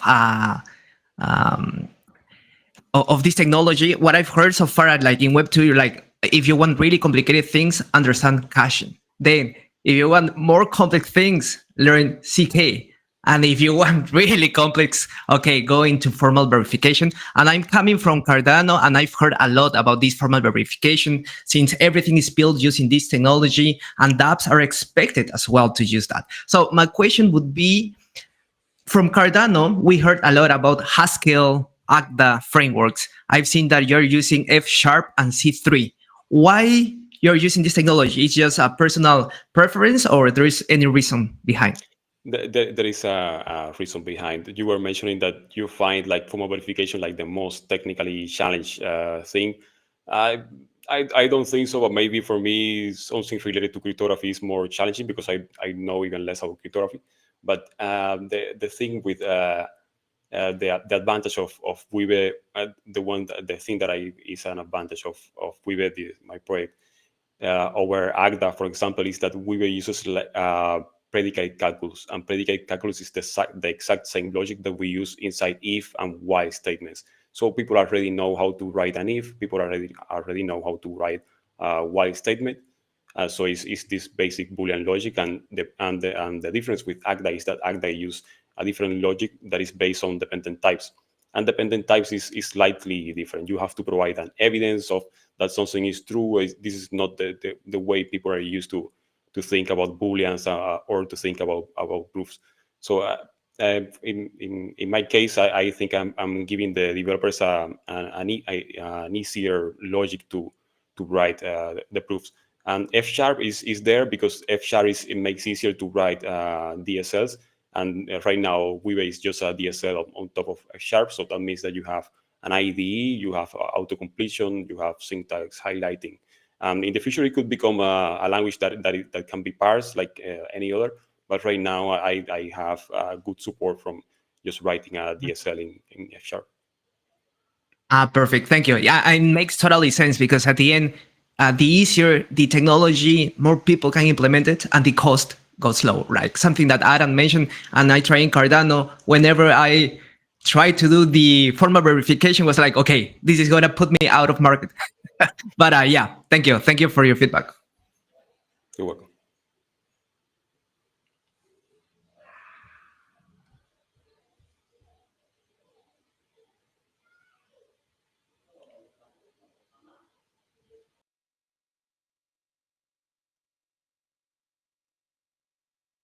You're on mute. You're muted. We can't hear you. Okay, apologies again. I said because the very first team had some issues with the network connection, they kindly asked if they can join again. So I think Iskander and Adam has really good questions. So I'll bring them to the stage again one more time. Let's try it, give them opportunity to answer the questions because the last participant still having some issues. So hopefully once the first team, Lucid Labs will answer it, I hope that he will be able to join. Elliot, Laval, hello again. Let's hope so. We'll be able to hear your answers. Yes, thank you, everyone. We had some issues earlier.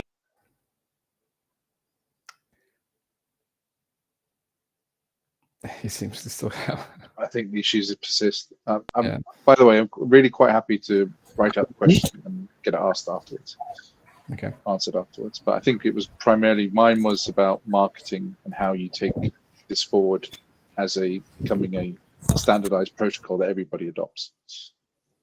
Elliot, what about you? Are you okay to answer some questions? Probably not. Yeah, I will forward. Yeah.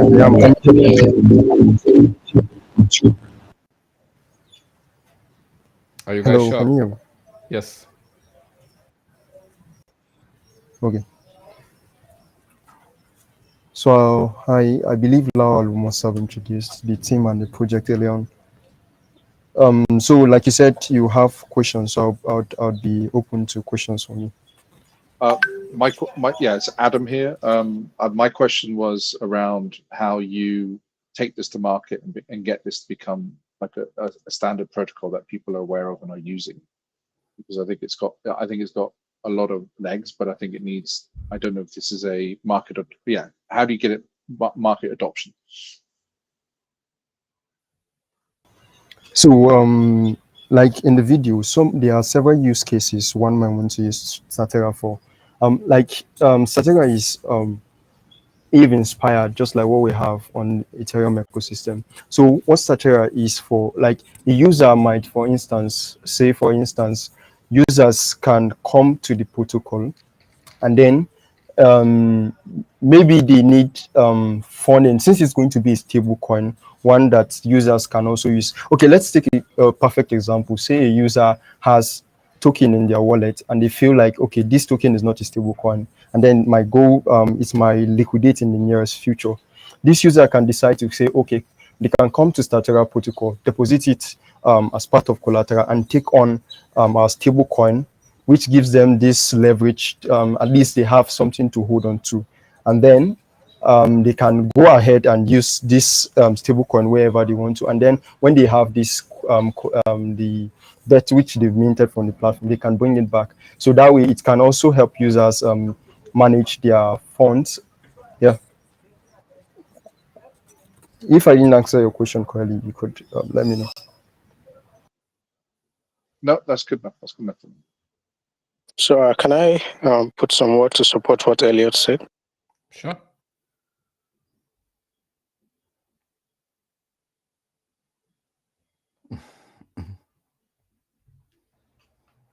Looks like there is only a 2-second frame. Yeah. Say something. It's okay, Laval. If you wish, you can. Yeah, since his network is bad, if you have any questions, yeah. You can write a message into the Discord channel. So hello. I think that. Yeah, I think I have.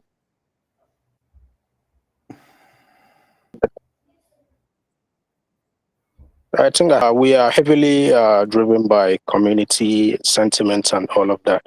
So in as much as we are building this as a team, but we try as much as possible to ensure that all community feedbacks are taken very, very seriously when it comes to marketing. So at a point in time, when we start going public, we have plans on ground to kind of engage with some of the established protocols in the ecosystem, establish partnerships, and look at integrations that are going to really pull us into the market. So those are some of the strategies we have on ground to kind of market ourselves within the ecosystem.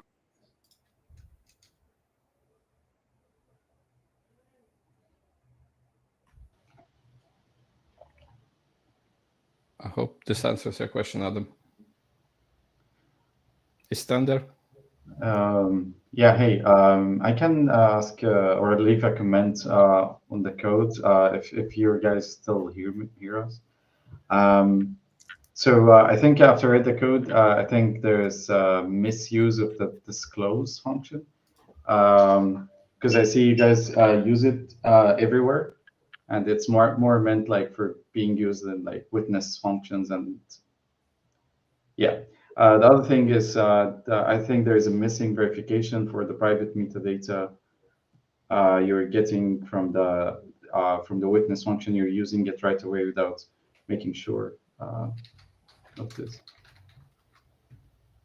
Yeah, those were just my 2 comments on the code.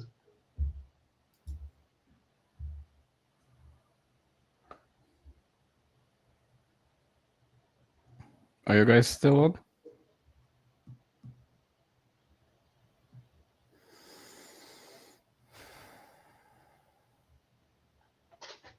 I'm more than happy to forward the questions on to the guys, and once they're happy to, we can forward back to them. Thank you, guys.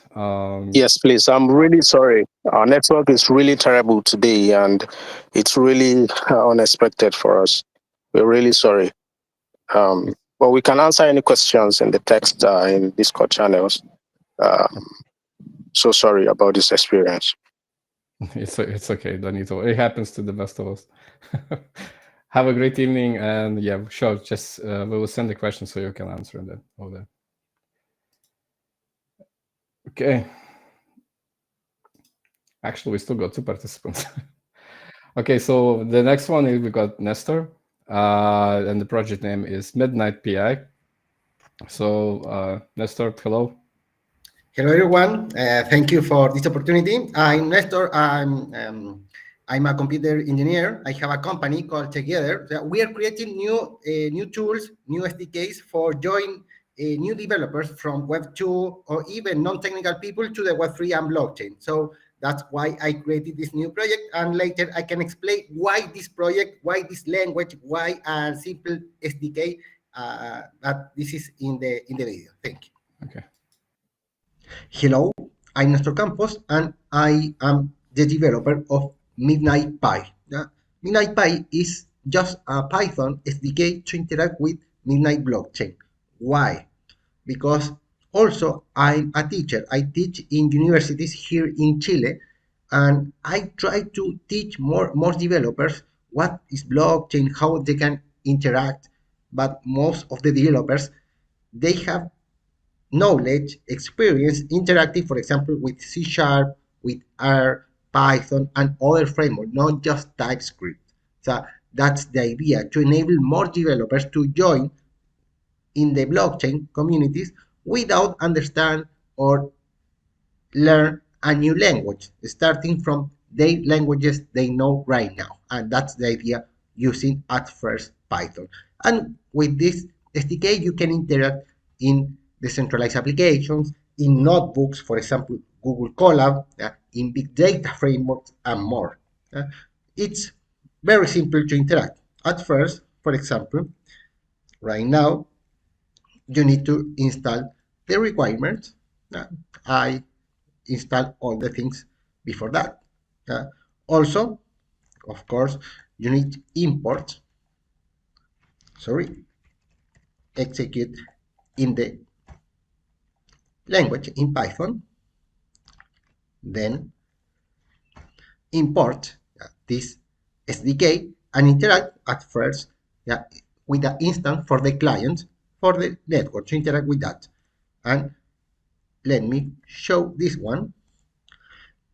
You have 2 ways. The first, you can interact with an external URL, or in my case, I enable an URL in localhost to interact with the GraphQL, because that is the idea, to interact with the GraphQL using Python. If you want to use the same client for subscription to get events every second, you need to enable WebSockets. And here is a second URL you can add in the constructor. I don't have this WebSocket right now. Execute, and that's it. Here you have different queries you can use, and here it's all the instructions, all the methods you can use right now. For example, I want to get the latest block. Later, I can print, for example, this one and the last data here.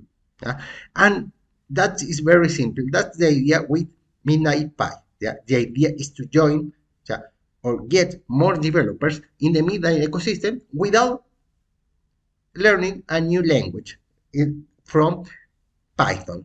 From the Python developers join in the Midnight ecosystem, and then they can learn and build more features with other language, but it's a start for the community. Thank you.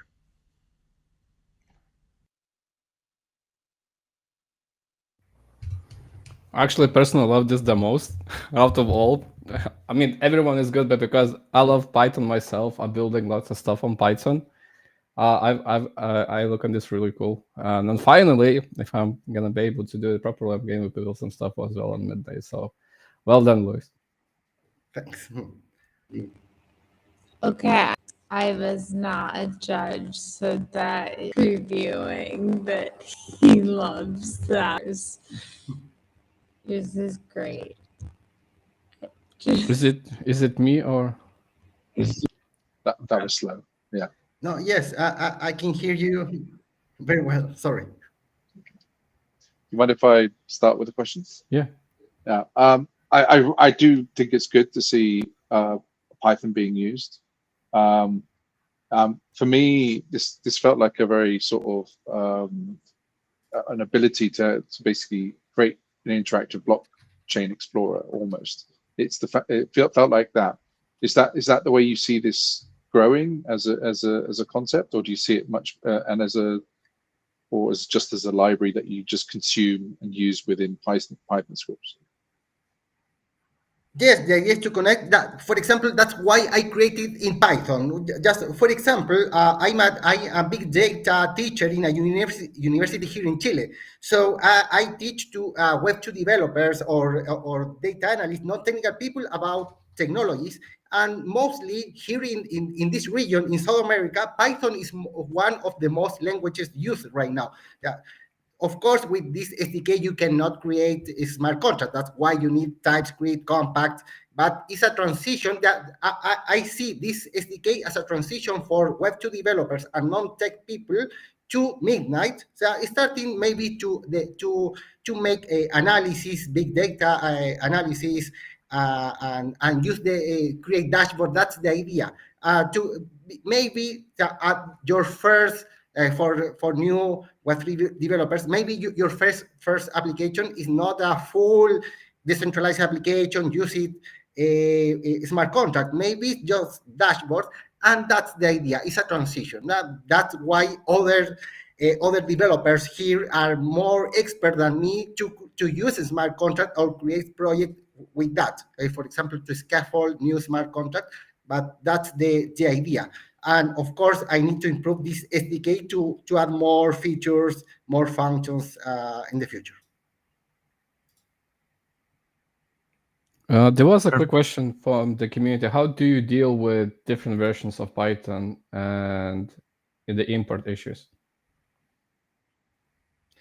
Yes, that's it's hard. That's I'm working in establishing the requirements, the specific version of every library. We need to use that, and later when I publish in this SDK to install instead of clone all the GitHub projects, to establish what is the requirement and to make easier installing every part with a few clicks, not remember what version of a specific library you need to use when you import to use that. That is in documentation and the requirements file in the library in the SDK to use. That's why I handled this problem in Python. Okay. Great answer. Just a question here. Really nice stuff. Whenever people talk about client diversity, it's just candy for my ears. And well, Adam just spoiled something that Midnight.js is going to be open source. So the thing that popped up in my mind, not sure if you have thought about it, it's kind of Midnight.js like functionalities, but in Python. Yeah. Again, that's what maybe my focus was to solve a problem, just maybe to bring again, maybe Chilean, maybe other developers here. We have amazing developers using Python, and they are interested to use Web3 and create when one explains Solidity, TypeScript, they don't understand anything. That maybe I start from Python. That is not the final solution, but it's a start, and then after that they can understand everything. Nice stuff. Anyone from anymore? Any other question? Perfect. Thank you for your time and this opportunity. Amazing to contribute and continue building this SDK and other projects in the future. Thank you, Neston. Have a nice weekend. Thank you. Sorry, Lauren, did you want to... Have you started? Would you like to say something before the last team jumps in? No? Okay. Okay, the last team, finally. So we got Jeff and the Panda from team MNN, if I'm saying it correctly. Hello, guys. How are you doing? Good. How are you? Can you hear me? Yes, perfect. Okay. Hey, folks. Hey. So I think without further ado, I'll just play the video and then we can introduce you. Hi, Builder, and welcome to our Midnight Hackathon showcase. Today, we are unveiling a ready-to-use Helm chart that turns the complex Midnight Validator stack into a one-click Kubernetes deployment. Think of it as Validator as code. Every service you need, Midnight Node, Cortana Relay, DBSync, and all others, is packaged into this repo. Everything like compute resource limit or component version is configurable in the values, the YAML in the Helm chart.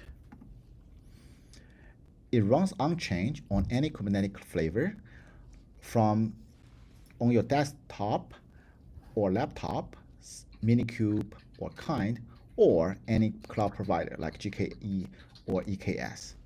Why does this matter? Most blockchain node as a service providers already standardize on Kubernetes clusters. A hardened open source Helm chart lets them and anyone else drop a fully configured Midnight validator into their existing cluster in minutes. Helm brings declarative installs, version upgrades, and rollbacks. No bespoke script, no hand-stitched YAML, just a reproducible audit deployment pipeline that scales with their infrastructure. This also accelerates network decentralization, lower the barrier for new stake providers, and give developers a friction-free way to experiment locally before going live. Stick around. Next, we'll jump into a terminal, run a single Helm install, and watch our Midnight node come online.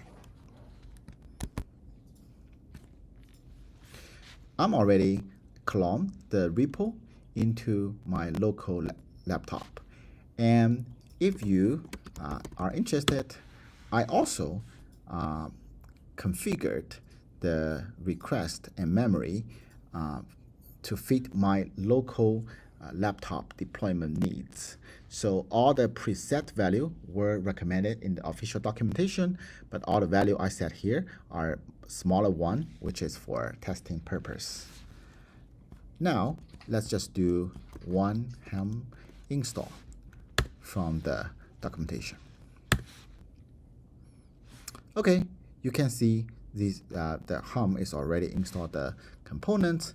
If we see the parts, they are like up and running. And remember, it is a local node. It will take some time for sync to the latest block. Now let's change to one of the cloud provider on Oracle, where we have nodes already synced to the latest block. Now we are in our OCI, which is the Oracle version of Kubernetes cluster. Let's see the other part.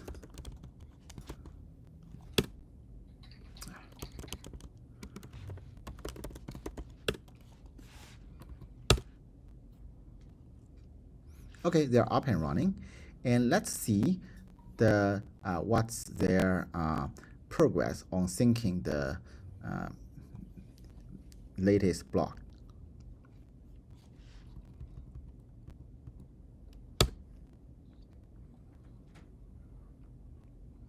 You can see it's always 99.99%, which means there's always a new block coming in and we're syncing. So let's also see the logs from such syncing.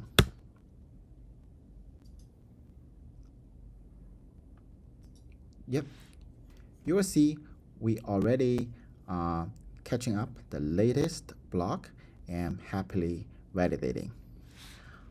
Thanks a lot and happy hacking.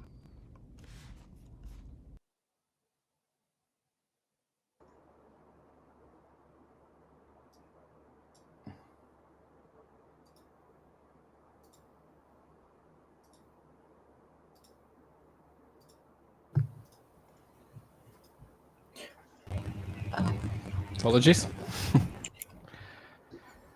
Well done, guys.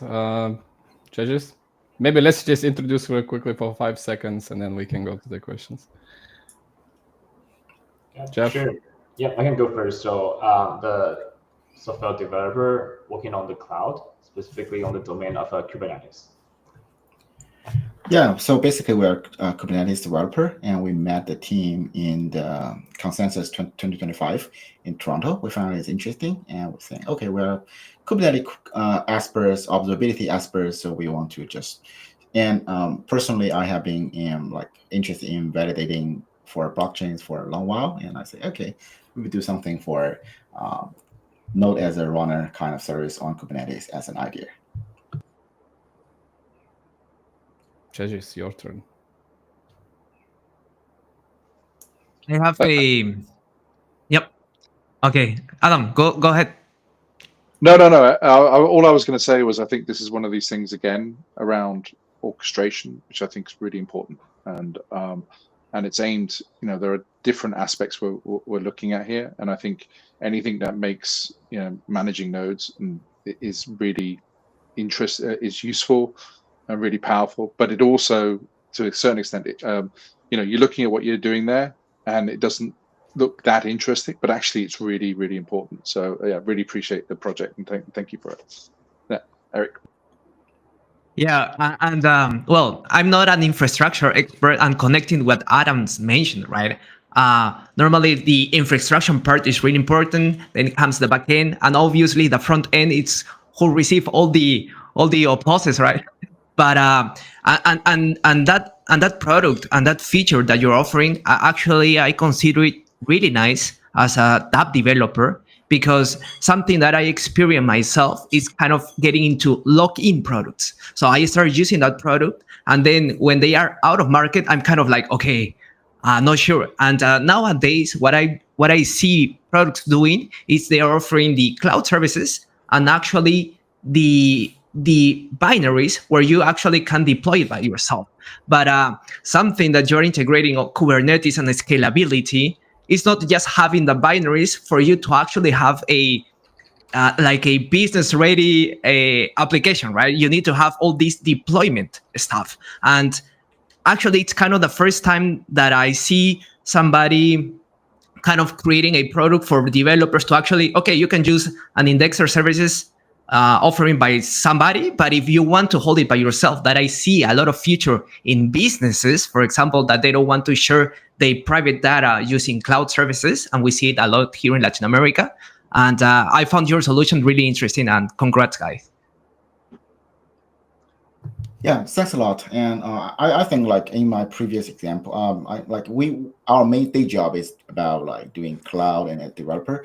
And I participate in the field on the side for blockchains for the past since the last bull market, right? So one thing I see, right? For example, if a block a token wants to integrate with exchange, one thing is like exchange needs to run a node, and like I think having something really, really easy for anybody to spin up the whole suite of nodes, even just not a validator, just as a blockchain node is super important. And also, if we want to be a validator, we want to make our life easier. So we want to like make our tools more easy for us to operate, to deploy, and to upgrade. And talking about like, something fancy, which we don't have time for this time, is I think the monitoring, how to monitoring your node and status and everything from the observability perspective will be very interesting.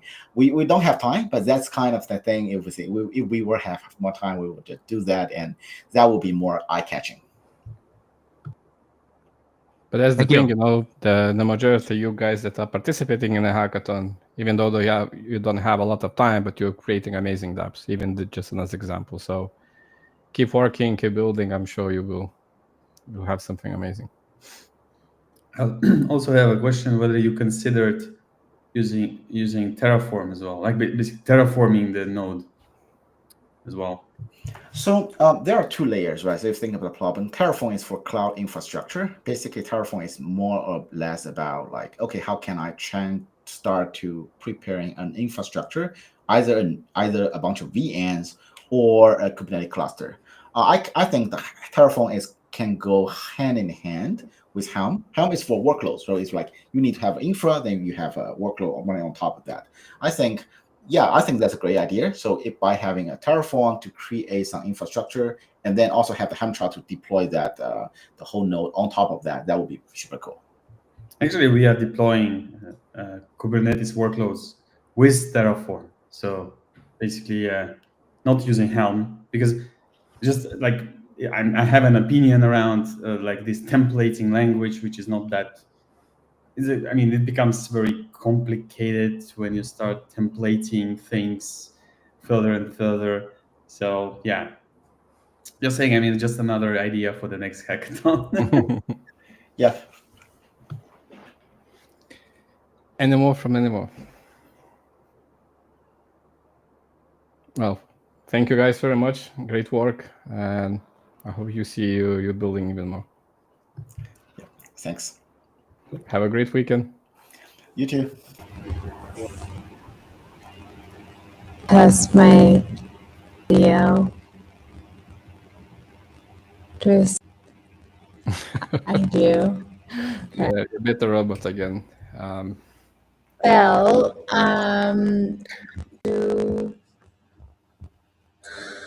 to announce the next hackathon.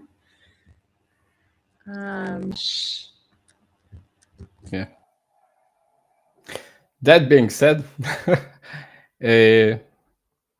what do you guys think? I mean, this is one of those biggest hackathons we had. So many submissions. Definitely great to see. I hope next second we're gonna have 20. So you're gonna sit here for 3 hours. We should do the stretch breaks. Yeah, coffee breaks, like a joke breaks between those. Yeah, we could do we'll do some programming. So I'm assuming my audio is okay again. Okay. Perfect. My AirPods died halfway through, so I had some issues.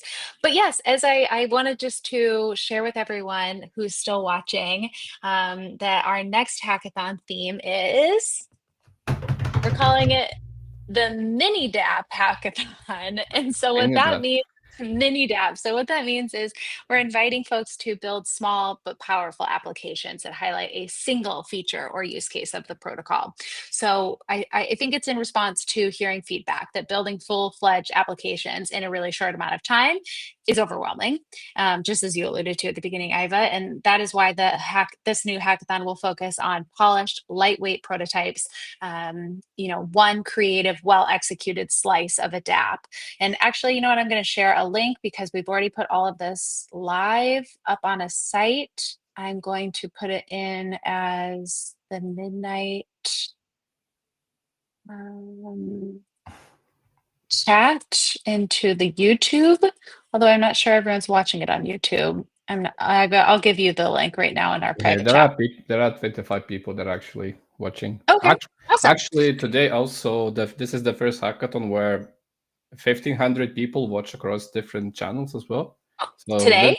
Yes, exactly. Damn. For this hackathon. So well done all, and thank you. And yeah, this is the link if you are interested. For the next one, yes. I can explain just a little bit more about it. Thank you. He and I were talking about robots this week. That's funny. So, okay, I want to also acknowledge that we have heard the feedback about time restrictions. So we are going to allow for 2 months this time around, but we're going to do rolling check-ins to make sure that people have opportunities to get feedback, meet with the team, kind of help iterate with you along the way. So we really want to be involved in not wonder on the final day of the hackathon, oh, I hope there are going to be submissions. And so I think we're really trying to make it a collaborative process between the Midnight team and the community. But yeah, so we're not talking about complexity here, no feature sprawl. It's clarity, creativity, focused execution. We want to lean into the fun. It's your chance to explore some playful sides of privacy, if you will. We want to be silly with it. That's okay. It's really about use the functionality and demo it in a really simple way. But the prizes stay high. So yeah, that's read more about it. Registration opens on Monday, and we'll have a kickoff call as well, just to kind of go through all the nitty-gritty of it. Awesome. Right. That being said, any last words from judges before we just wrap it up and go enjoy, because it's super hot today here in UK. It's like 32 degrees. So I'm scorching it. So anything for you guys? I thank you much again for joining it, and yeah. And thanks to the contestants too, or contestants. Absolutely. I don't know if that's right, but just thank you for the projects who submitted and worked so hard and tirelessly. They were awesome. Also, from my side as well. Really, thank you guys, and I enjoy listening to all these projects, and they're gonna offer a lot of features to the ecosystem right now. I mean, I'm just thinking all about the Midnight Sessions stuff that I can grab from these hackathons, and I think this is just gonna improve the ecosystem as a whole. Thank you. Amazing stuff, amazing projects. And I think, Lauren, just to catch up, the winners will be announced next week on Monday, correct? Yes. So on the kickoff call for the next hack, we'll also do our best to announce. We usually like to inform folks individually beforehand. And so if we've communicated with everyone, then we'll do a public announcement as well and share the fun news. But yes, everyone can expect, we have to give our judges some time to get their grading done. And so Monday is the deadline for that. Perfect. Right. Once again, thanks everyone for joining up, cheering up for the participants.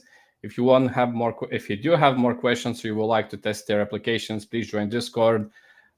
Give them feedback. If you tried it, if you have new updates, please help them out as well. And for the participants, for those who win or not, I really hope that you guys still continue to building and creating more awesome dApps. That being said, happy Friday, have a nice weekend, and we see you guys on the next hackathon. Good luck all. Thank you. Bye. Bye. No.